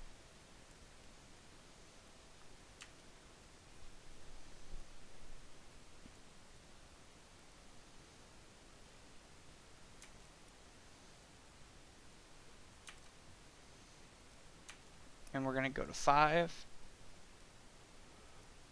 And then we're going to beat our opponent. Don't you dare Thoughtseize me. Don't you dare have the last card in your hand be Thoughtseize. Please let there be justice. Alright. Alright, there's justice.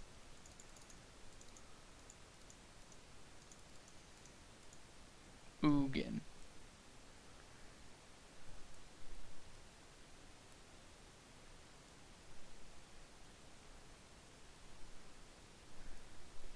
Yeah, just how we drew it up.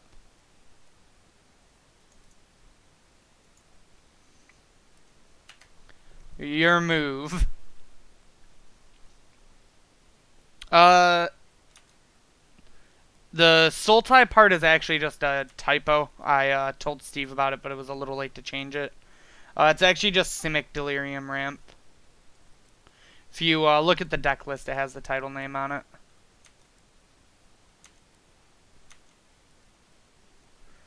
Man.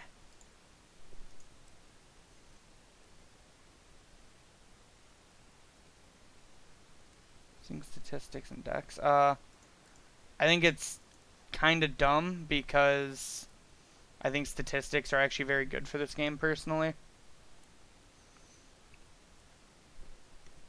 Like, I think WotC should follow the statistics more instead of trying to hide them from us.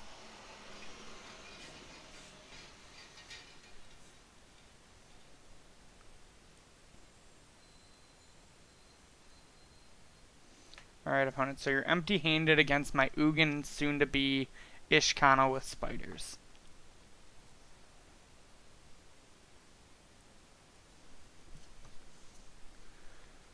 Because they're mad that people are breaking the game day one. I mean, like, that's gonna happen no matter what. Like, I understand where they're coming. Can we actually get back in Uro 2 here?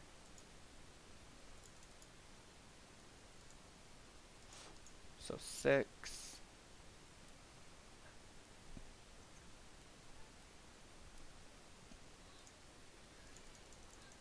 We can. This is great. So we'll get our spiders. Green, blue, blue. 3, 4, 5.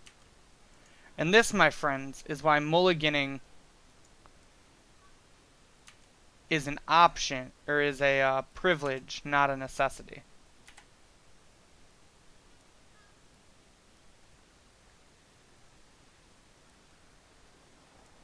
Alright, we're 1 and 2. Hopefully we can rally back a couple more wins for prizing.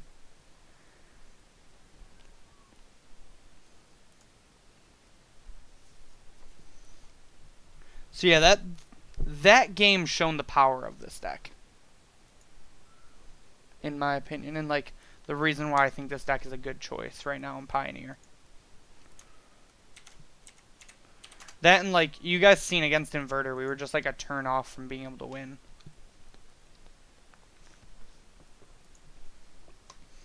Sand's nothing to write home about, but I think it's a keep. So we'll just lead on Fabled Passage and say go. Alright, Sultai Delirium. This should be a good matchup.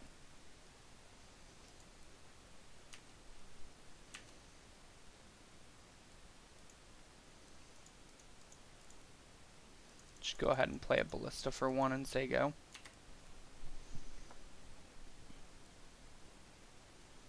Next turn we can plan to start eating some things from the opponent's yard.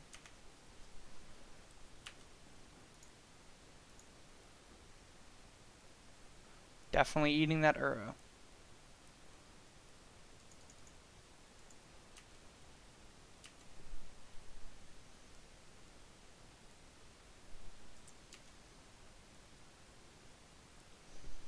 I don't know what you're talking about right now, but...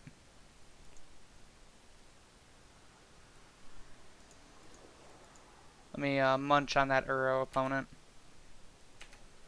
Your move.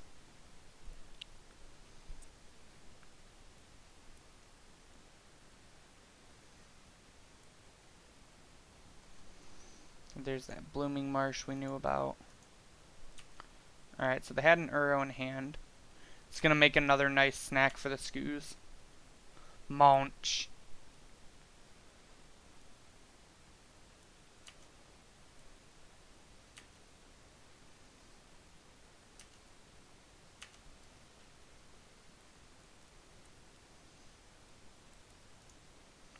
We'll just traverse here. Grab another forest. Eat the Uro.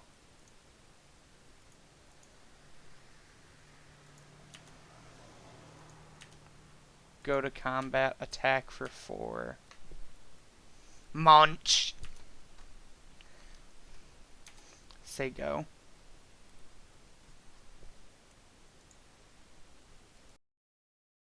Munching graveyards is the best.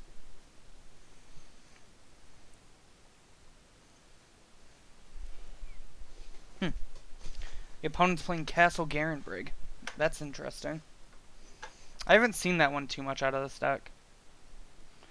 Card's really powerful though, so...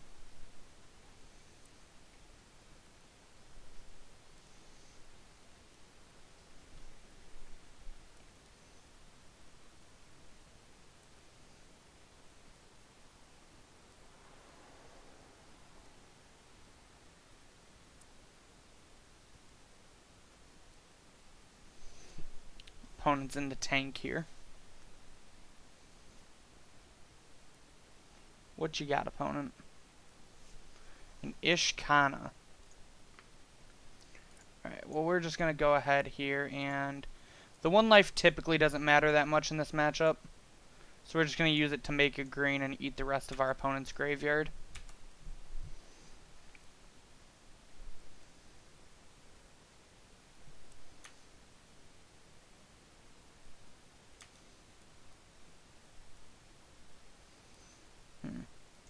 we're just gonna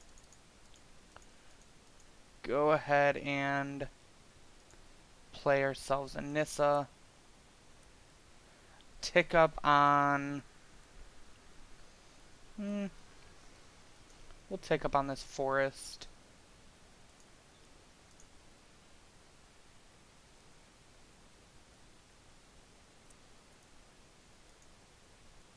And then we'll just say... Actually, we'll attack. No, we'll just say go. Just want to leave up as many blockers as possible, because if we get to untap in this the next turn, we get to World Breaker. Munch. Cuddle gets it. Munch, munch, munch. Oh, that's cute, opponent. You too have a Scavenging Ooze.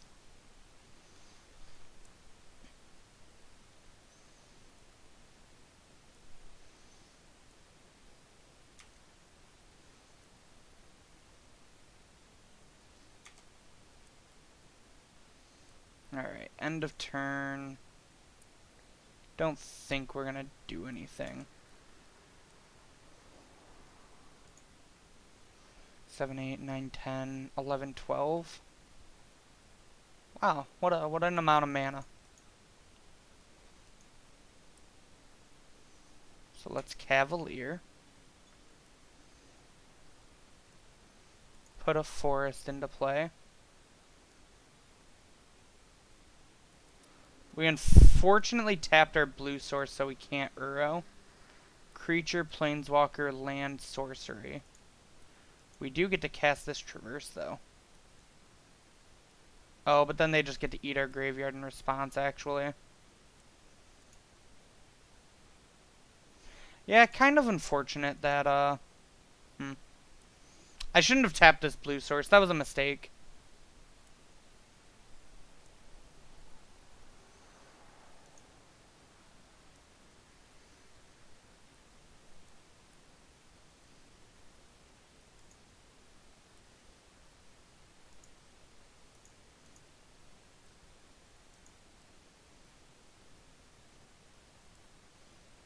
Get rid of this island to try to pick up the World Breaker.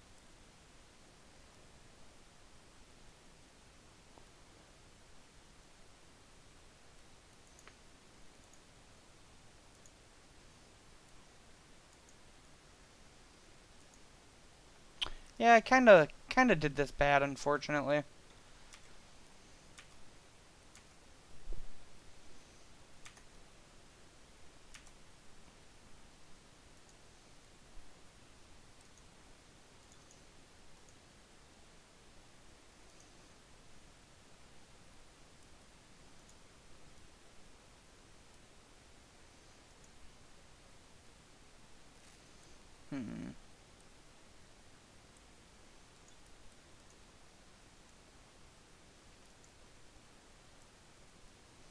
Let's get rid of their Satyr and eat it here. Oh, man. I'm punting all over. This is a weird matchup. I should have, after getting to that Eating War, I should have then shot their Satyr Wayfinder, because then I would have gotten to Traverse for something that wasn't a basic. This deck is really weird to play.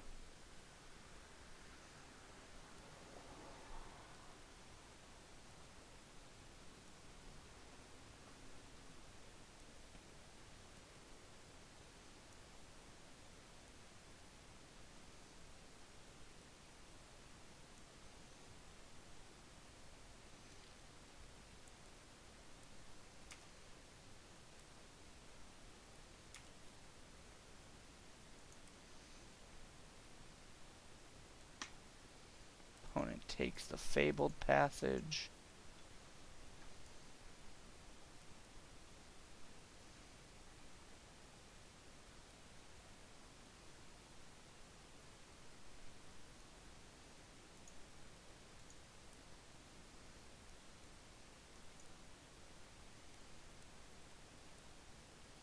Now I'm just going to tax their green here a little bit. This deck, I have the Goldfish link. This deck's around $770 in paper, so it's definitely not a cheap one.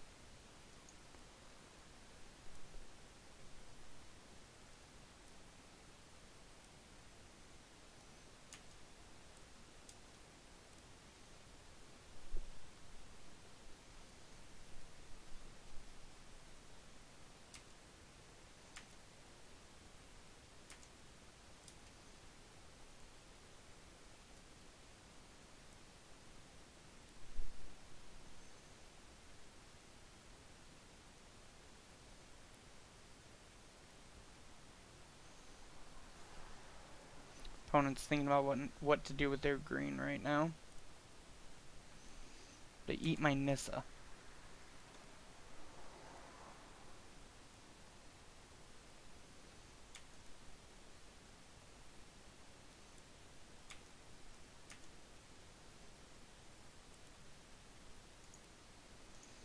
So we will play a Courser here.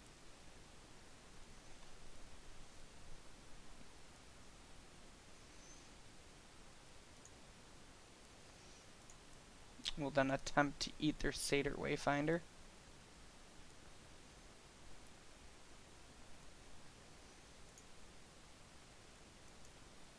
And by attempt, I mean we will eat the Satyr Wayfinder.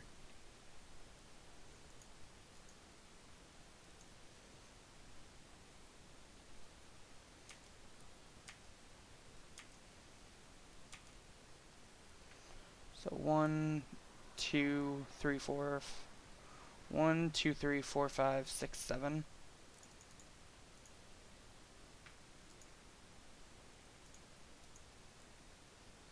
World Breaker to get rid of your castle here.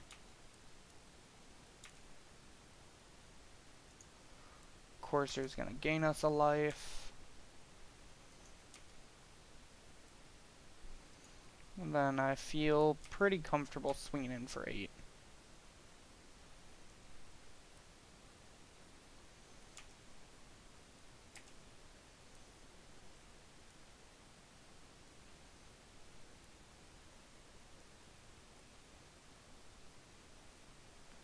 Six, 7, 8. They're pretty off from Emrakul. Yeah, this deck isn't cheap. I had most of it in paper already. Like, the 2 Ballistas are 50s. I had those. The Uros are 160s. I picked those up when they were 20s a piece. The Cavaliers I traded for recently, but they're 40s. The Ulamog and Emrakuls are 30s a piece, and I've had those forever. The Ugins are 60s a piece, and I've had those forever. The breeding pools are 87s. The fabled passages are 75s total.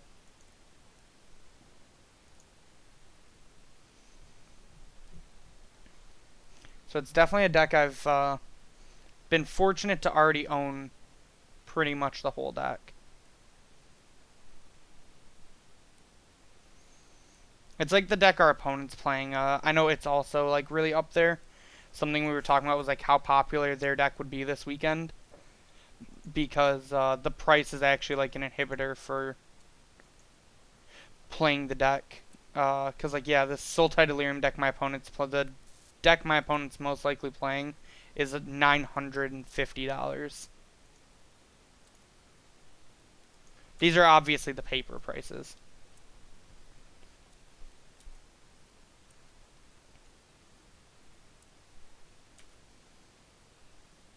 So I don't think my opponent can get back their Uro this turn. I think they're going to be a card short.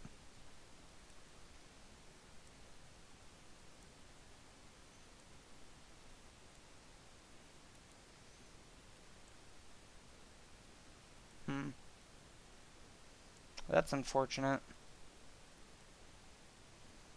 It's normally a 1 of in their deck. That's a really good draw for them.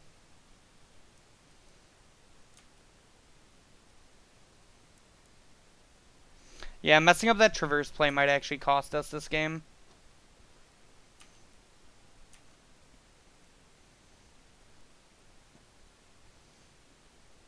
Can we... Hold on. 2, 4, 6, 7. 2, 4, 6. So hold on. 1, 2, 3, 6, 7, 8. Oh, we can just do that this turn. That's cool. So we do this. Crack it with this. Grab the Ulamog. 7, 8.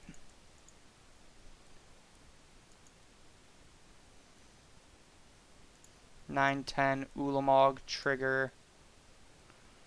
Can we shut them off a color? Oh, our opponent's done anyways. If we take up Nissa and bang, don't they just die? They might have. I wasn't counting, to be honest.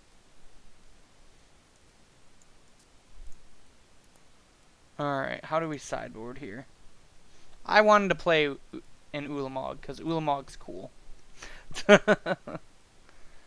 Stroke isn't that good in this matchup, even though it does counter Emrakul. Unravel the Aether is not great. Damping Sphere doesn't do anything.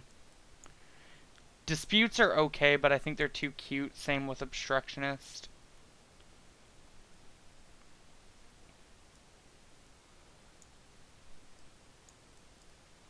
I'm kind of debating on cutting Ballista here.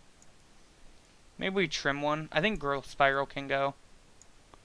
Actually, I think we leave in the Ballistas for creature types. Or for card types, and we just trim the Rivulet and the Growth Spiral. What do you think, chat?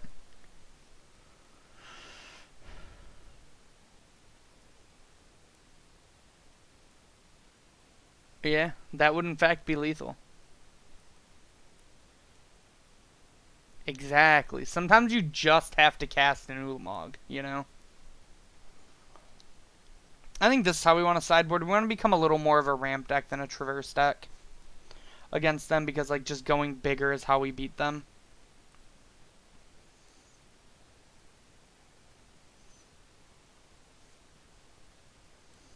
What do you think here, chat? So we're boarding in an Ugin, an Emrakul, and a Skooz over 2 Growth Spirals and a Rivulet.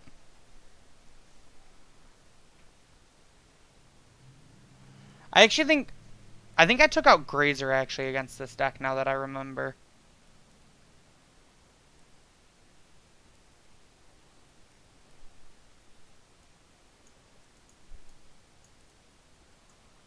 And I think I did bring in... We're going to trim 2 Grazers and try... We're going to trim 1 Grazer and try that. Or 3 Grazers. Because I think Growth Spiral is a better card. Actually, I want Obstructionist to counter Nissas.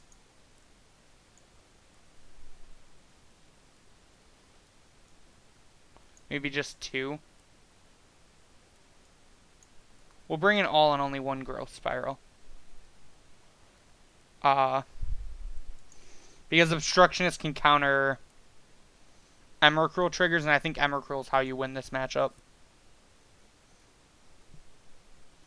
This hand's not the best, but I think it's something we keep. Our opponent is a Thoughtseize deck. We do have a turn 1 play. Duress too, wow. Duress is actually pretty uncommon right now because of it not being good against Inverter. Alright, we'll just Fabled Passage and pass. Yeah, Skooz is insanely good against their deck. Like, the good thing about the deck we're playing is we have a backup plan if someone plays a Scavenging Ooze. Our opponent's deck just really doesn't.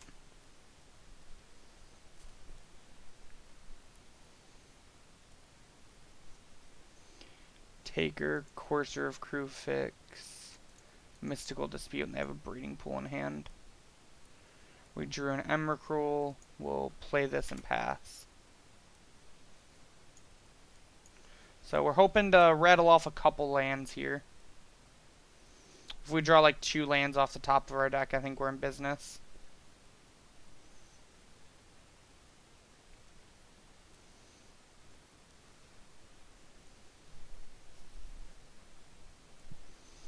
The original lists I seen for this deck were actually playing Satyr Wayfinder, but I chose to cut it for Vessels and the Nissas because I really never found, like, the deck had plenty of creatures, so I wanted other things with other types. Shocks in Breeding Pool, but has no play. Might get our Uro disputed here, but I think we still go for it. No. Wonder what the Shock's for, then. Put our Blast Zone in. We found our Skoos, which is good. Hopefully we draw land for turn. If not, Skoos is a very good card to play, though. We can start eating some of our opponent's types. If we eat Courser, it gets rid of an enchantment. They actually just have Traverse here. They might be traversing 4 and Uro here. I know that's something our opponent's deck does a lot.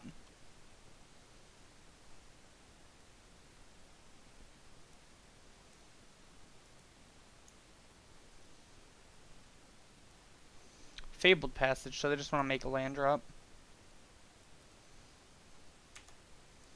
They go to combat, attack us for 1. Hopefully we draw a land for turn. Come on, land. Land. Perfect. I think we're going to go ahead and Cavalier here, because if we draw a land for turn after this, is he going to dispute this? Huh. Okay. I mean, that's fine. So he probably had the dispute for Uro, but just didn't cast it, or he drew it for turn. Is what that means. This might be a Nissa from our opponent. Yep. So they're kind of ahead of the game here, but we will get to go bigger than them eventually.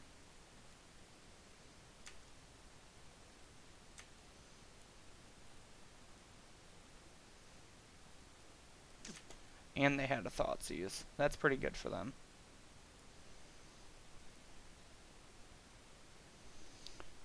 We got creature, land, sorcery. So Emrakul costs 10 right now.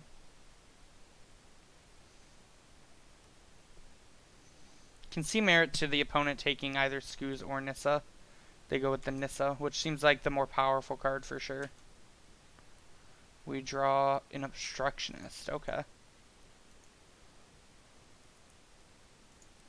Let's tap a little differently. Let's tap like this. No, we'll tap like this. Play the Skoos. 6, 8, 9, 10. So we can't eat enough to stop them from Emrakuling us anyways. And I think holding up the Obstructionist is better if we're worried about Emrakul.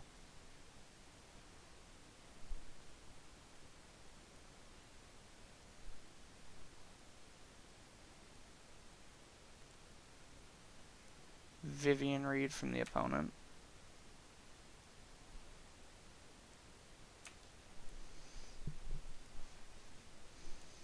Pluses Vivian Reed and grabs. What do they grab? An Uro.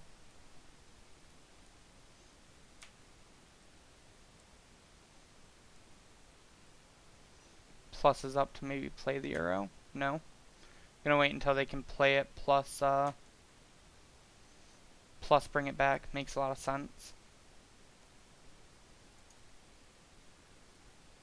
It's an Abrupt Decay. Swift End.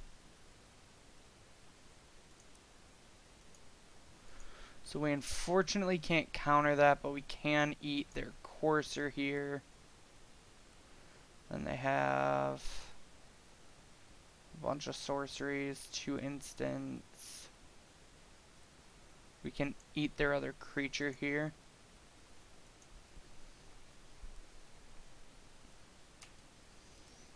We're definitely behind the 8 ball here.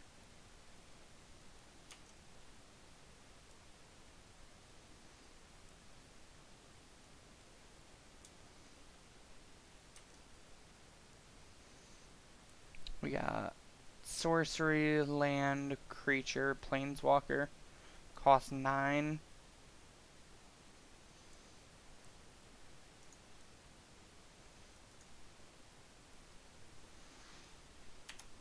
Say go. Might have to Nimble Obstructionist just as a blocker.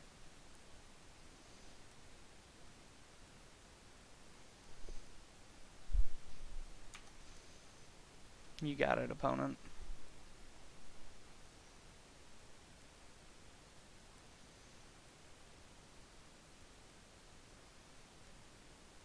Oh, I could have gotten back my Uro, actually.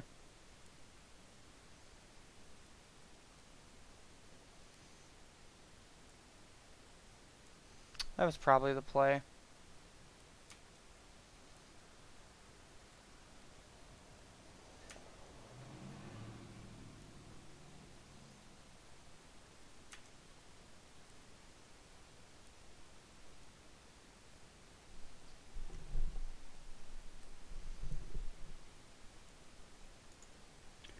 So if we stifle this, they don't get to bring back Uro.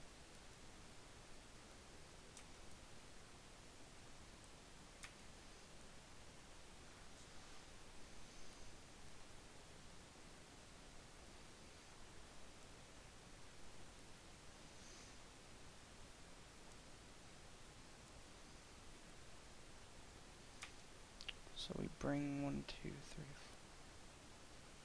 4. Yeah, it would be in a lot better spot if I would have brought back that Uro. I think we're just dead here.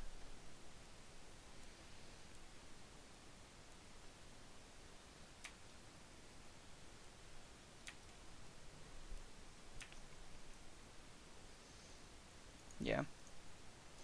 Alright, so we didn't really get to ramp. Our opponent had a counter spell for us. Interesting that they brought in Mystical Dispute. I personally don't think it's worth it when the only blue card you're really playing is Uro.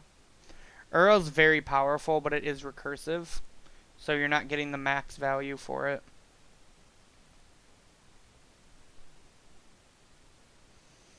Do I want to change anything?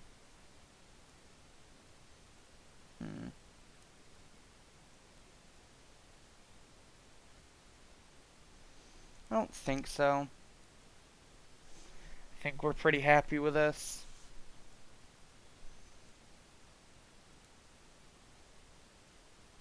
Yeah. What do you think, chat? Would you change anything in the sideboard?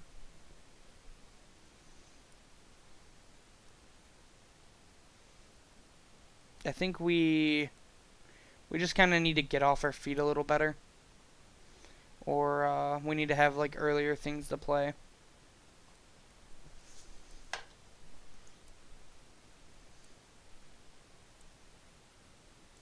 Alright, I would like to be on the play. Yeah, this hand's fine.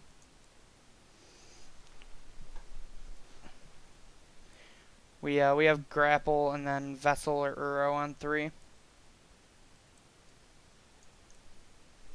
We unfortunately can't Vessel on 1 with this hand.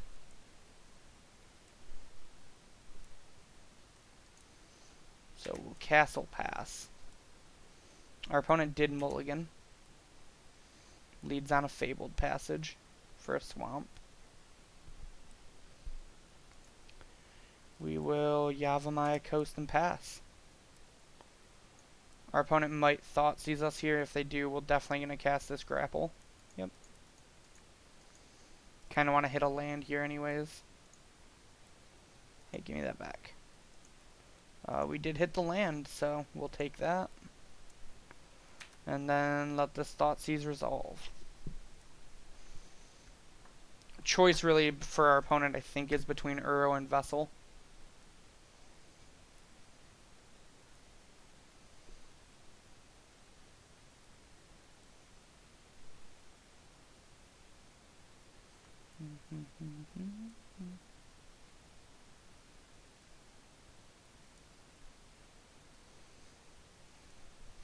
Opponent's debating.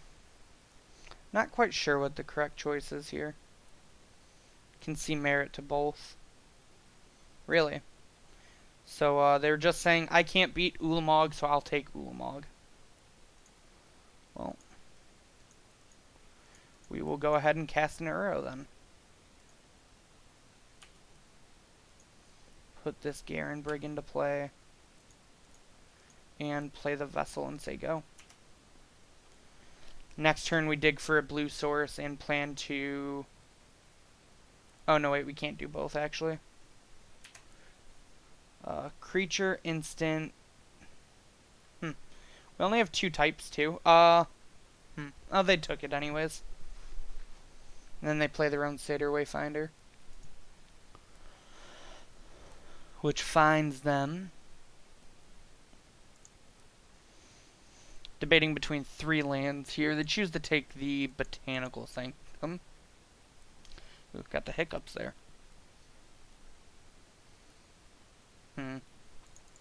What if we just play a 3/3 Ballista here? How close are we to Emrakul? We're at 11. 10 with this.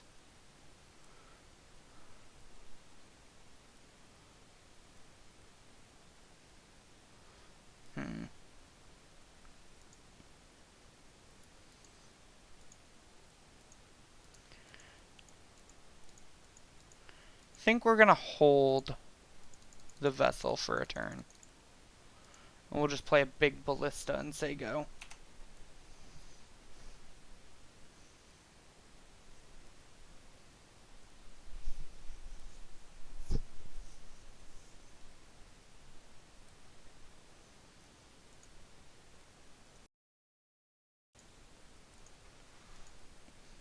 This matchup's typically like a race to get to Emrakul.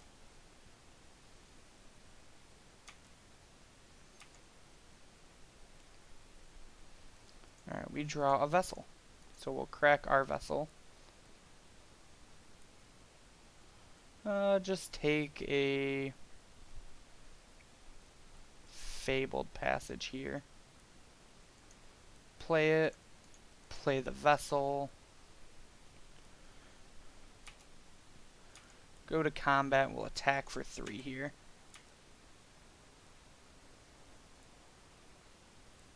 Is this a push? Swift End. We'll deal 1 to our opponent's Satyr here then. And then just deal 2 to our opponent. So we'll say go. We have creature, instant, land, artifact, enchantment. Emrakul cost 8. 6. So we can actually just Emrakul our opponent next turn. Which should get us the W, I assume.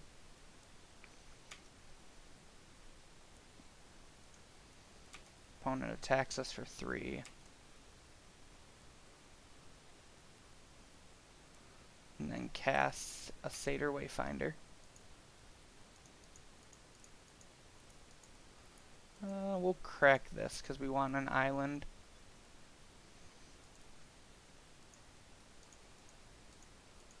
And then we'll Vessel.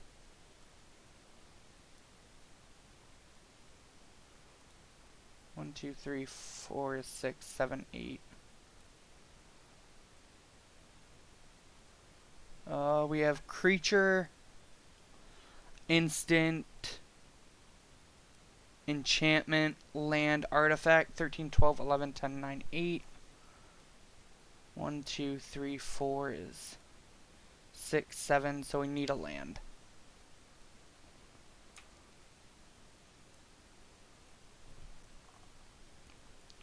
Mills Leyline, Disdainful Stroke, Thoughtseize, and takes a Breeding Pool.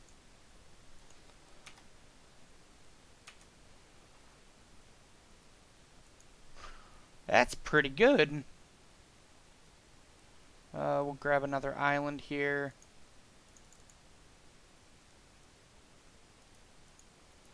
Let's do this right. Green, green, whatever, whatever. Mana, mana.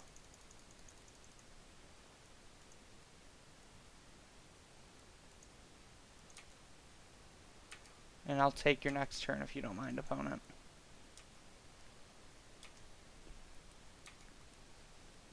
Alright, what do we got here? Grizzly Salvage, Uro, Breeding Pool.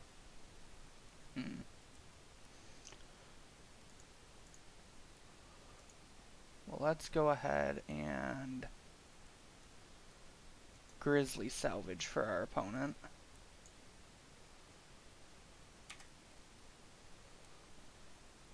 Jace, Overgrown Tomb, Uro, and some lands. We'll choose to take none of those.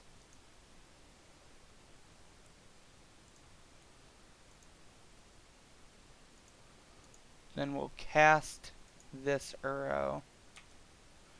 We should have cast Uro first.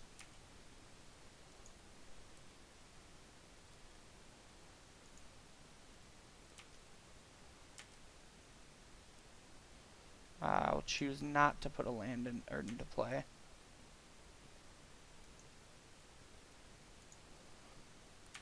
You'll go to combat.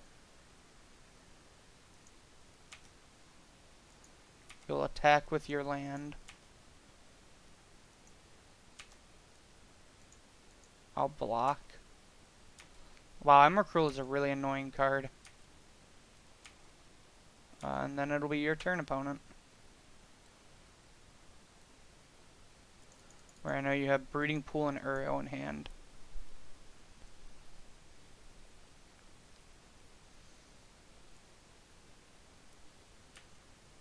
That was a pretty good draw.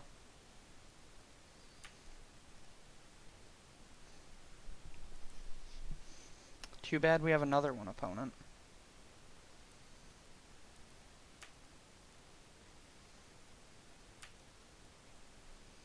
Upticks on the Breeding Pool, attacks us.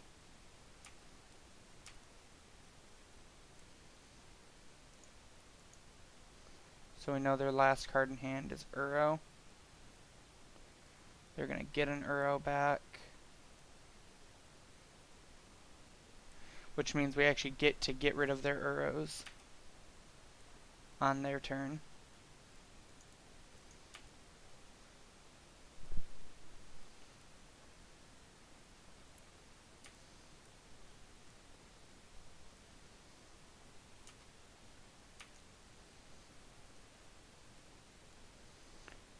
Green, green, whatever, whatever. Play another Emrakul.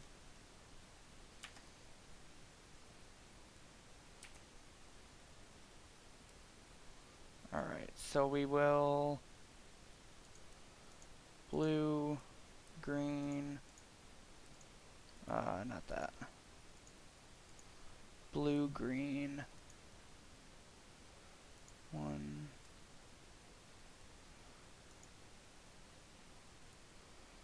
We'll get rid of Thoughtseize, Leyline of the Void, Thoughtseize, Disdainful Stroke, no, Land,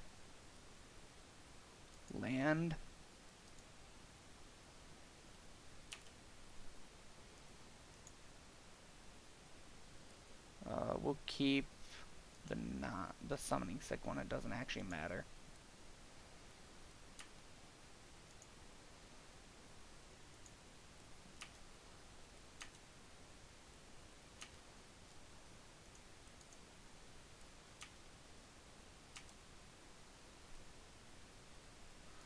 Then we'll add a blue, add a green, add a black, play this Uro. We'll choose to keep this one.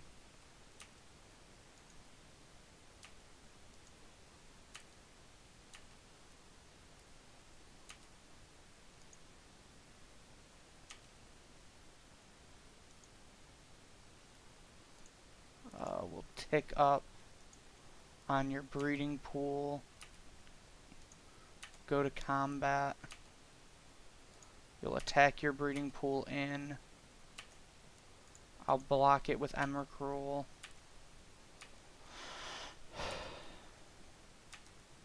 And you'll take your turn.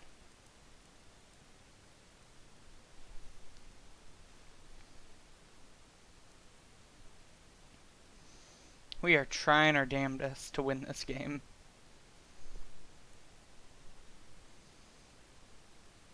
It's possible like casting the Uros is wrong, but I felt like getting rid of some of my opponent's graveyards was good.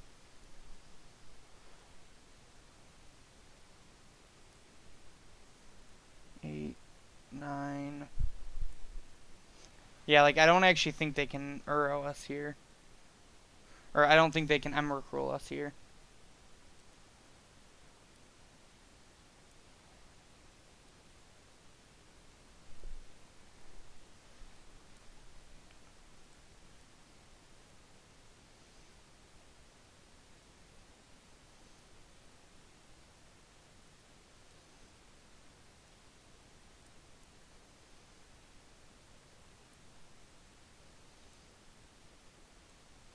Opponent's trying to figure out what they can do here. 6, 7, 8, 9. Yeah, I believe they only have 9 in their yard. Or they only have 9 of 13 to cast Emrakul right now.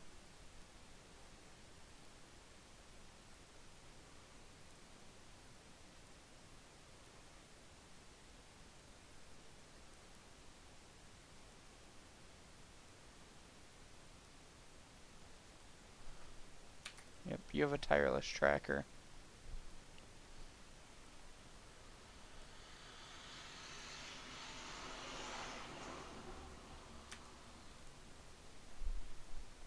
Yep, so you drew a Fabled Passage for turn. Yep, you got to ultimate your Nissa, unfortunately. Maybe it was a mistake to plus that Nissa the last turn. I wasn't really thinking about getting to ultimate Nissa.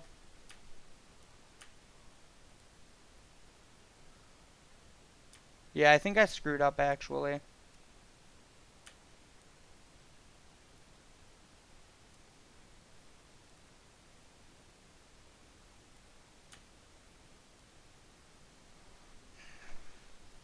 Man, this deck... These matchups are so freaking hard to play.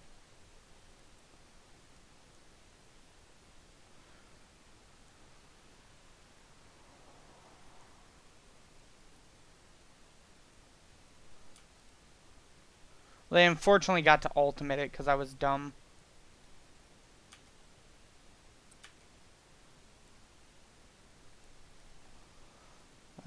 So...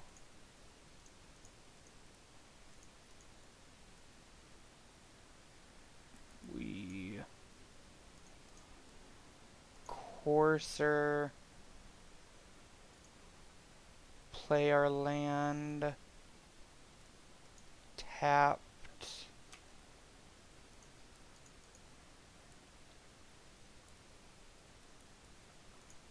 Green, green, blue, blue... Get back Uro... Exiling 1, 2, 3, 4, 5.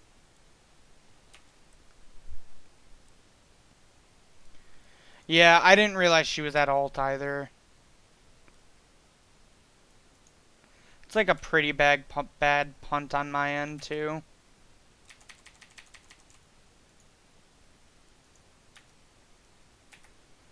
So like now our opponent gets to Emrakul us next turn.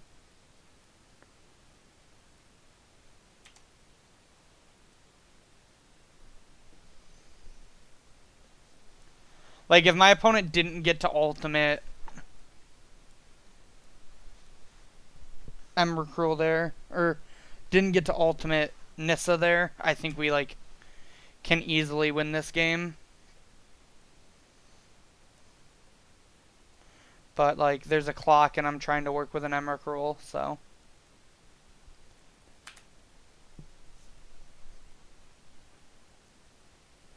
Yep.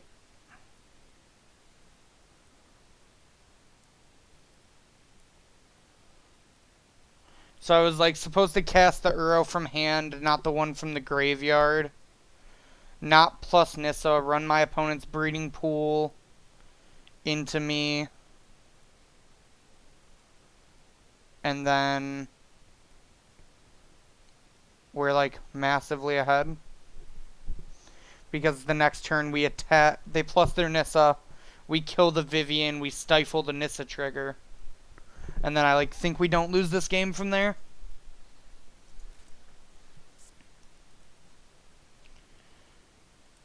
But I was like trying to play to the clock and also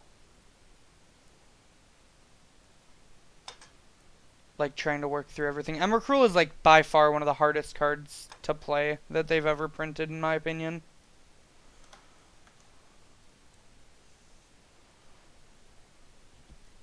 Interesting. Opponent plays a land for us. Is this going to be like, yep, Cycle Obstructionist. Traverse for nothing to get to look at our deck.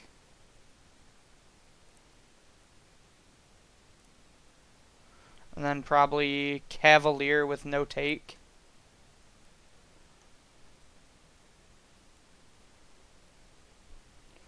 Yeah, it's like frustrating because I'd really like mayonnaise for OP.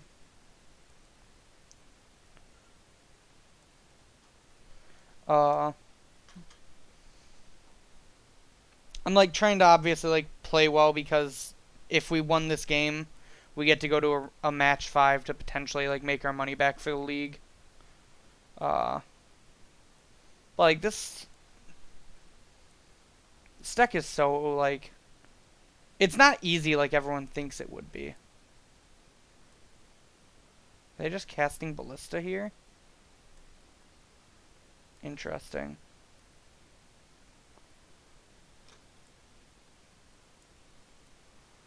Are they just gonna like shoot me with Ballista 3 times?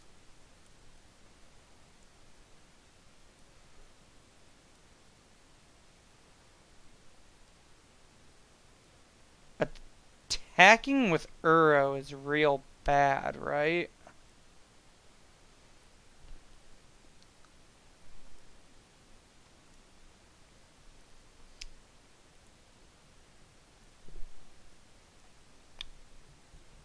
Oh, okay.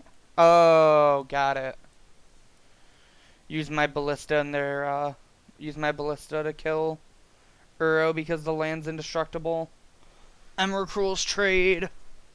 Tracker stays alive, and now we're, back to the old game.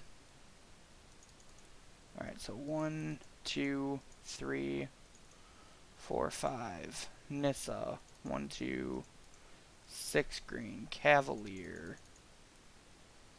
Trigger. Put a forest in. 4, 5. It's only 4. Untap this. Plus on a forest. Go to 5. Cavalier. Trigger. Take the breeding pool. Do not shock. Say go.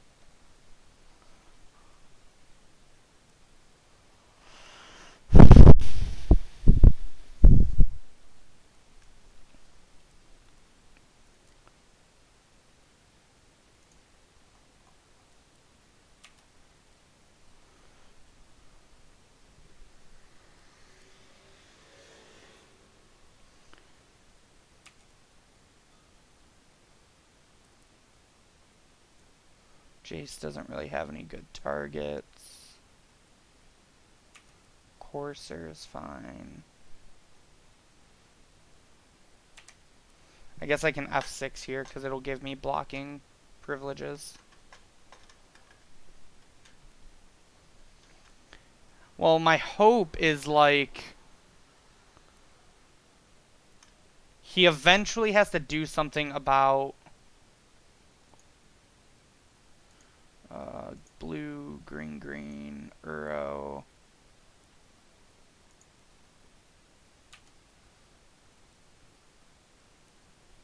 Wait, oh, that's his deck, not mine.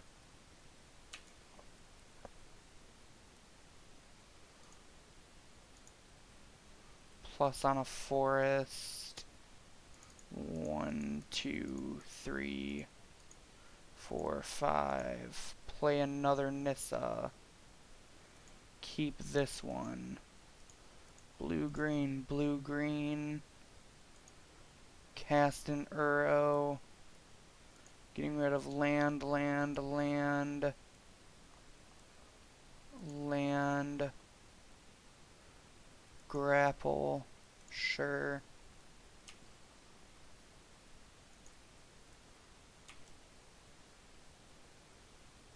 No. Play Skoos. Skoos can't eat enough to be relevant. Skoos Uros.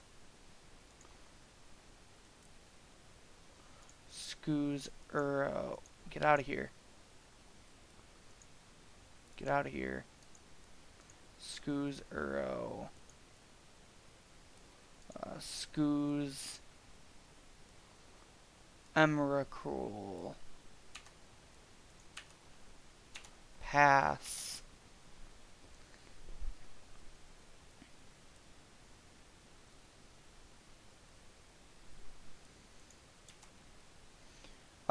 They typically only play one Emrakul, I think, don't they? Here, while my opponent goes, I'm gonna look. Not Mana Traders, that's the wrong button. I F6'd. Like, quit on F6ing me, game. My time actually matters here.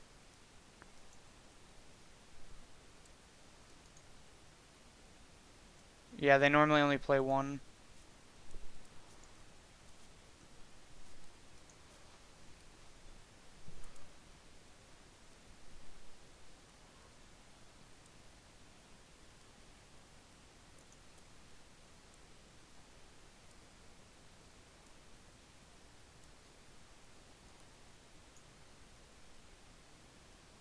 Yep, you have a Skoos opponent.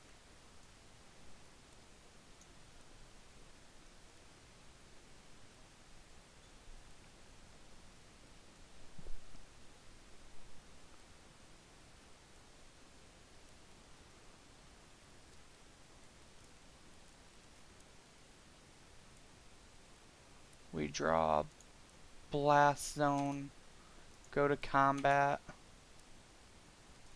attack, trigger, no.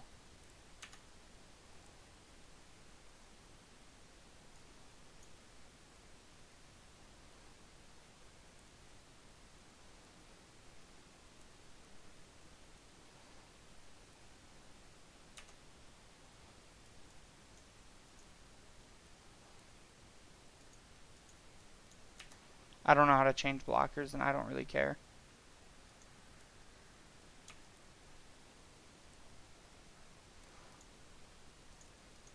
Courser.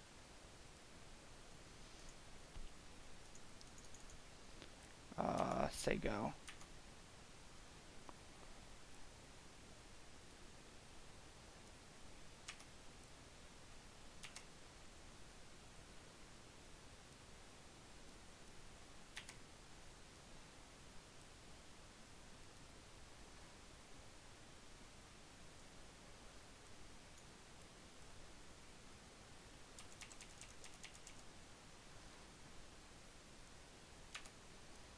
Okay, so we block, we block, we block.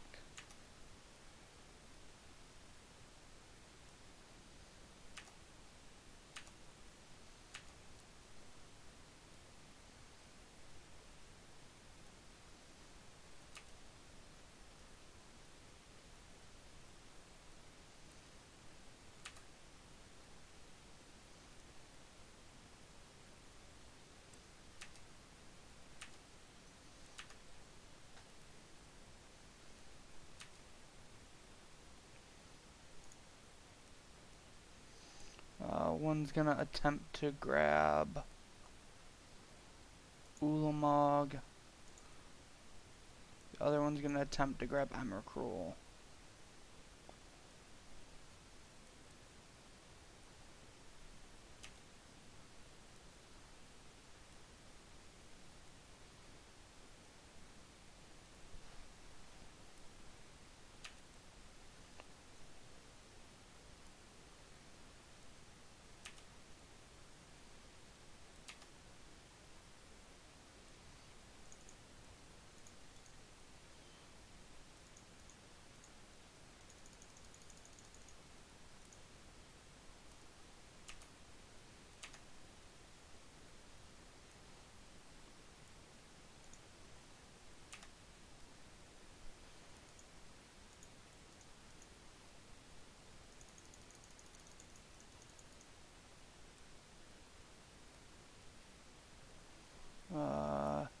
don't have any arrows in the yard. Take up Nissa here.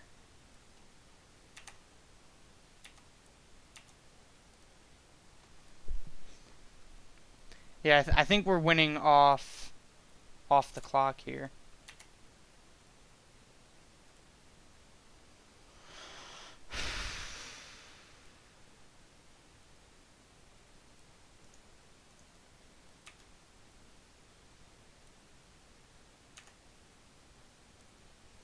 Alright, and we get to go to a match 5 because the way that Moto works. In all seriousness, in paper, that game would have obviously been a draw. And if this was Moto with an infinite clock, like Magic Arena kind of is, I think I would have played better and found a way to win. But damn, that was quite a game. I would have definitely not missed the Nissa play if I was thinking about it a little bit more.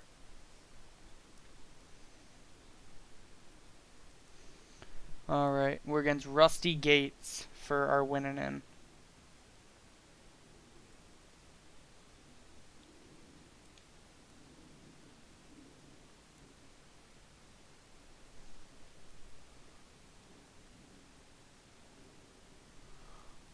Alright. Opponent chooses to be on the play and keeps their 7. I think we're going to keep our 7 here too. We have some ramp with growth spiral. We have traverse. Have some good plays throughout. Bant spirits. This I think this is supposed to be a good matchup for us. Ooh. Grazer's a good draw there. Basically our growth spiral a turn earlier that also blocks.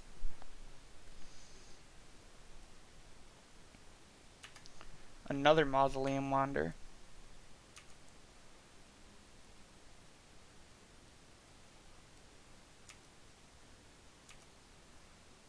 Alright, so we're gonna play our forest.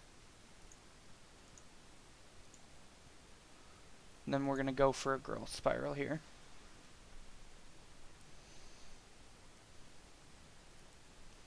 If our opponent wants to 2-for-1 themselves to counter this, I'm fine with that.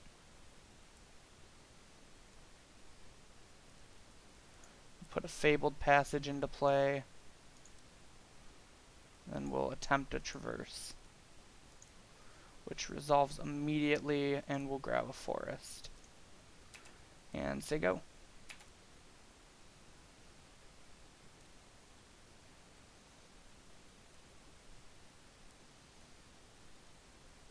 So if it looks like they're going to hold up Spell Queller, we can just play a Ballista for 3. Okay.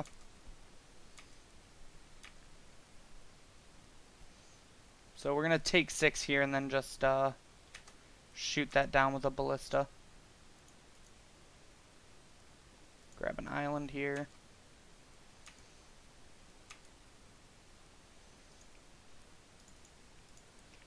For make 6. Cast a big old boy. Would you say what for, Ian?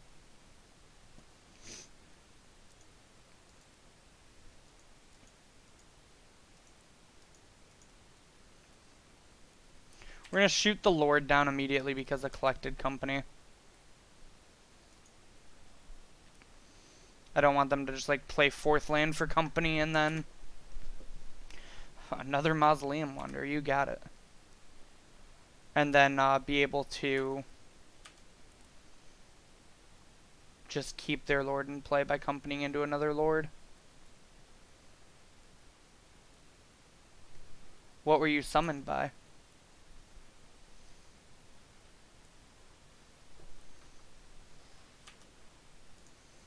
We're going to block, take 2 here. Fall to 10. Okay. So they get our Grazer here. Not much we could have done about it anyways.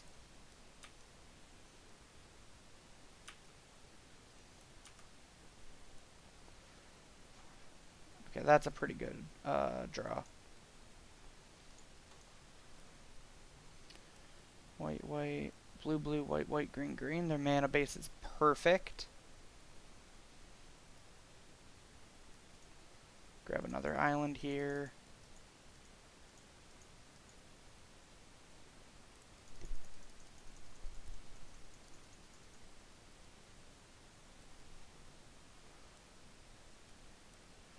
I'm going to ask you to duo.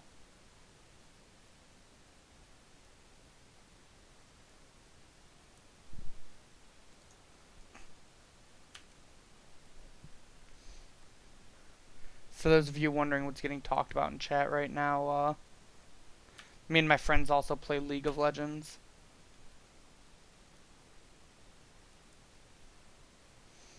Good call blowing up the temple garden, Richie.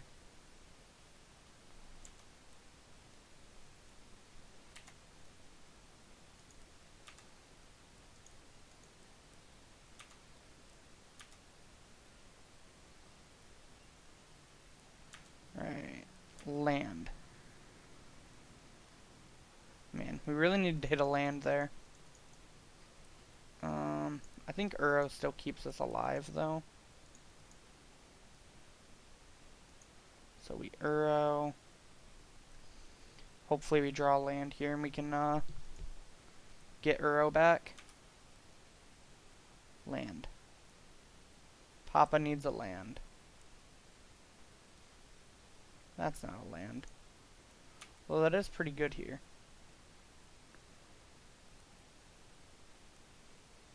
Although we tap pretty bad, so we're going to have to pain for this.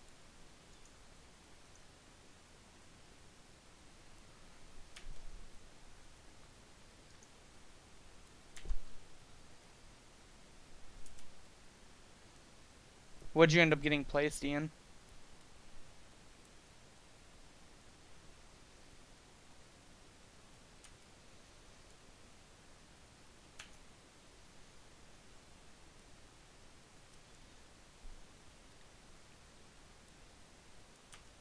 Oh, that just kills us, doesn't it? No, that puts us to 1. Wow, that actually punishes us for not... Oh, wow. Oh, that punishes us for tapping bad. Play bad, get punished is, what the kids would say.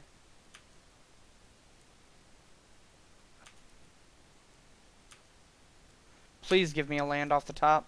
Thank you.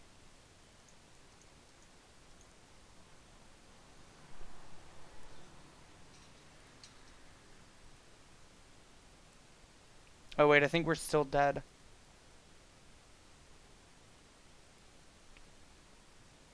Okay, no we're not.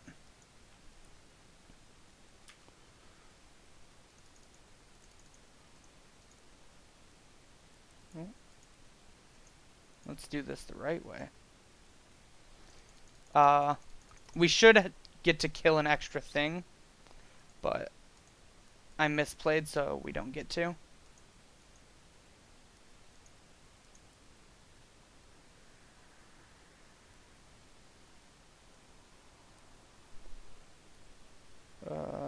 We'll shoot one of these. Alright, go ahead, opponent. Trying my best to stabilize here. They draw a card.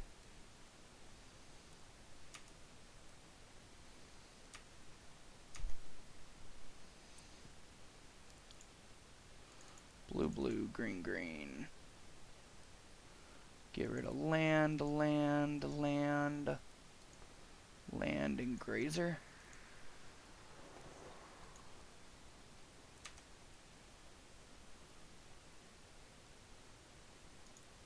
Should have played Courser first.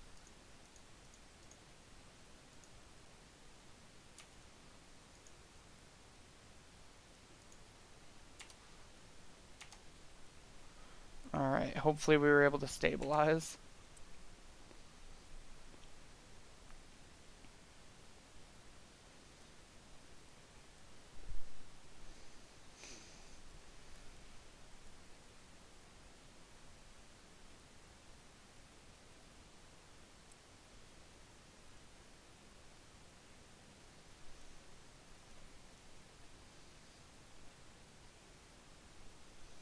collected company from the opponent.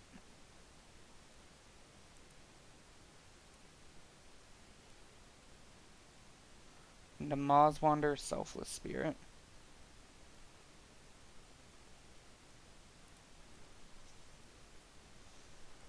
Alright, ooh. That's a good one.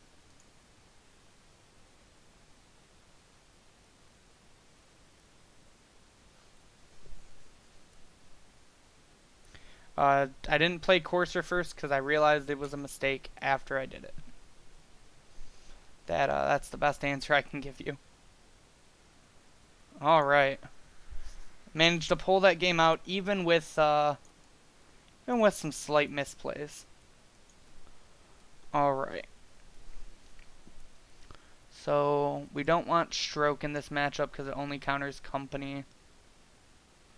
Scoos is medium, in my opinion.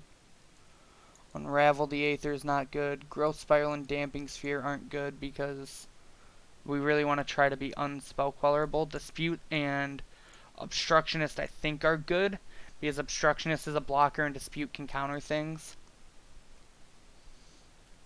I don't think we need the second Emrakul. And we got 3 more cuts here. What do you think, chat? I think we can actually trim an Uro in this matchup.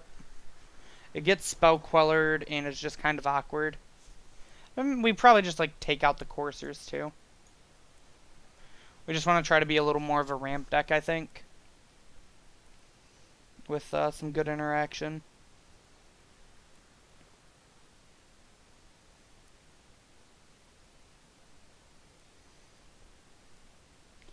Maybe Courser's better than Nissa, though. What do you think?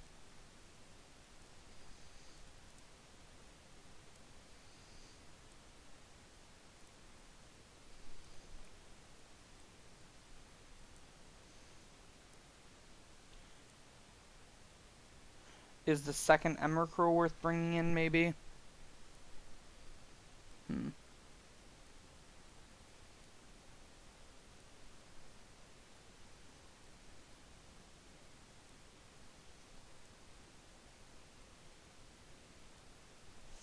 Oh, I think we can actually trim a land here. I think the Rivulet's not good. So we can go ahead and bring another Courser in. I think Courser actually is probably fine. We also just like want the types, I think.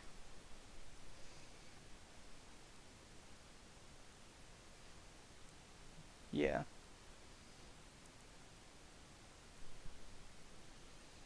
Pro plays cut all of the reach creatures. I like the way you're thinking. Alright, what do we got going on here?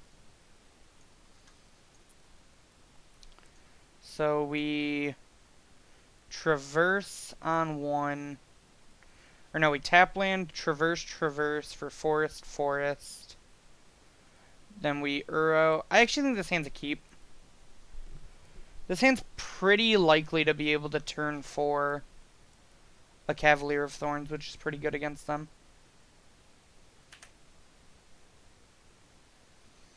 Mausoleum Wander is a good one for them. So we'll play this tapped and say go.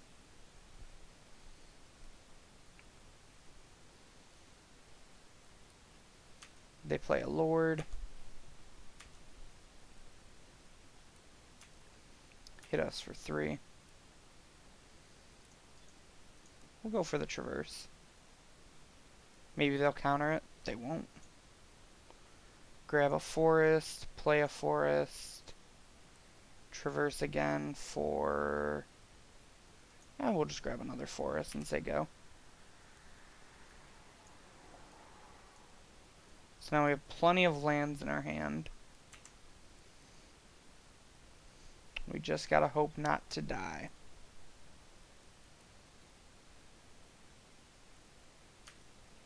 Down to 12. Forest, Uro. Put breeding pool in, not shocking. Say go. They're casting a collected company.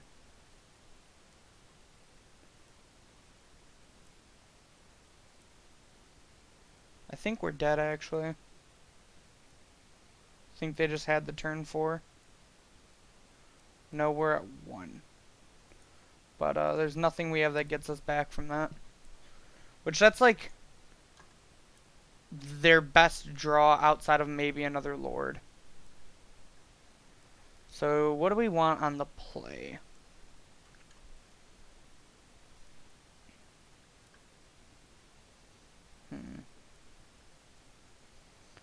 On the play, I think we might still just run it back.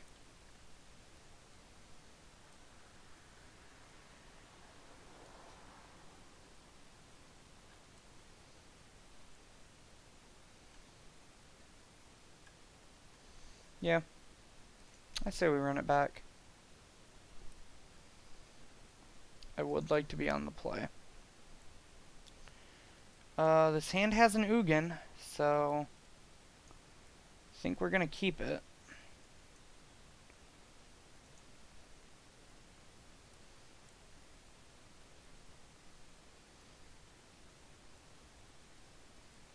Gotta find a little bit of ramp here, but opponent mold to 6.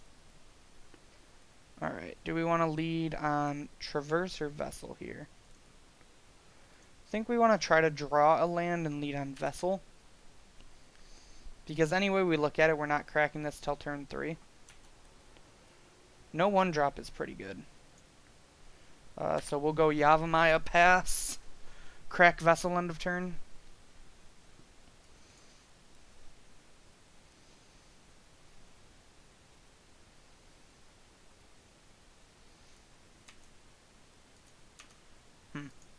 Opponent might have just kept a riskier hand because of a mulligan. We'll take the forest here. Play the forest. Yeah, we're just gonna pass, actually. Can always flash in this Nimble Obstructionist to block.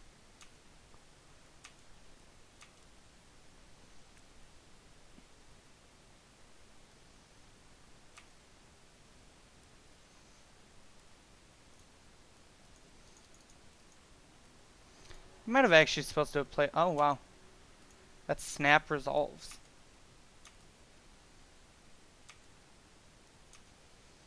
Interesting.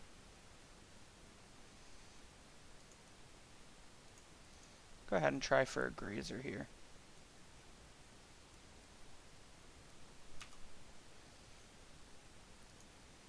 Put in Yav Coast.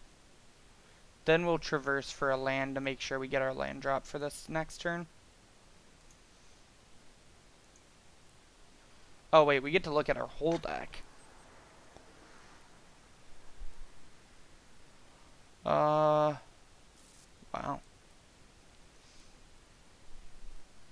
I think we're Nissing next turn no matter what. Maybe we Ishkana, actually.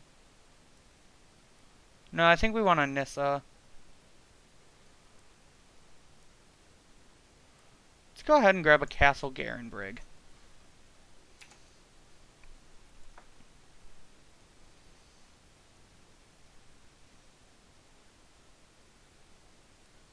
Interesting. I wonder why our opponent shocked then.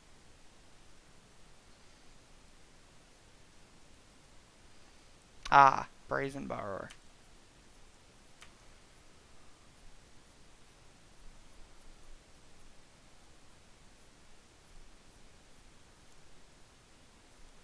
Gravity don't mean too much to me.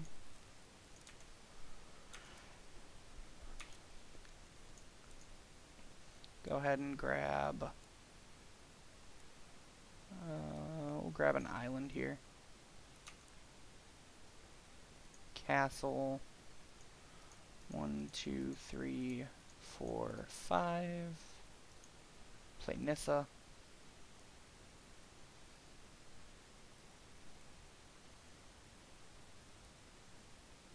Well, that's rude.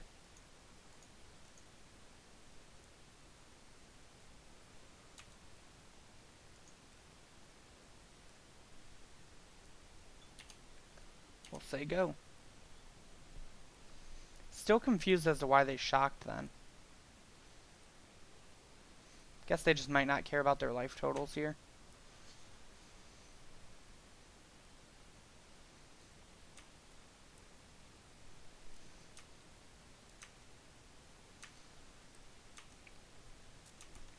See what we draw here. We draw land, which means we're 1 turn away from Ugin.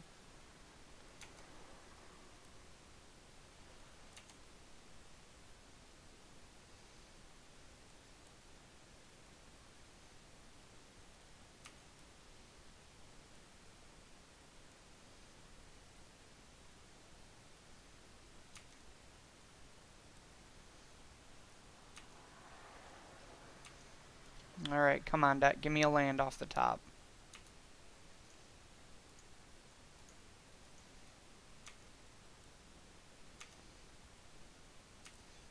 Land.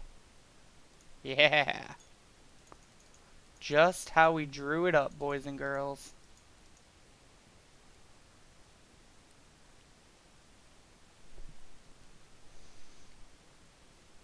Do you think this one's good, opponent?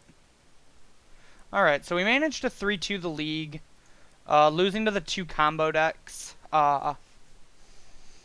Breach felt like we just didn't have enough. We didn't really draw payoffs when we needed them. We had a lot of turns of just like passing and letting our opponent do whatever they wanted. In Inverter, we were like a turn away each time.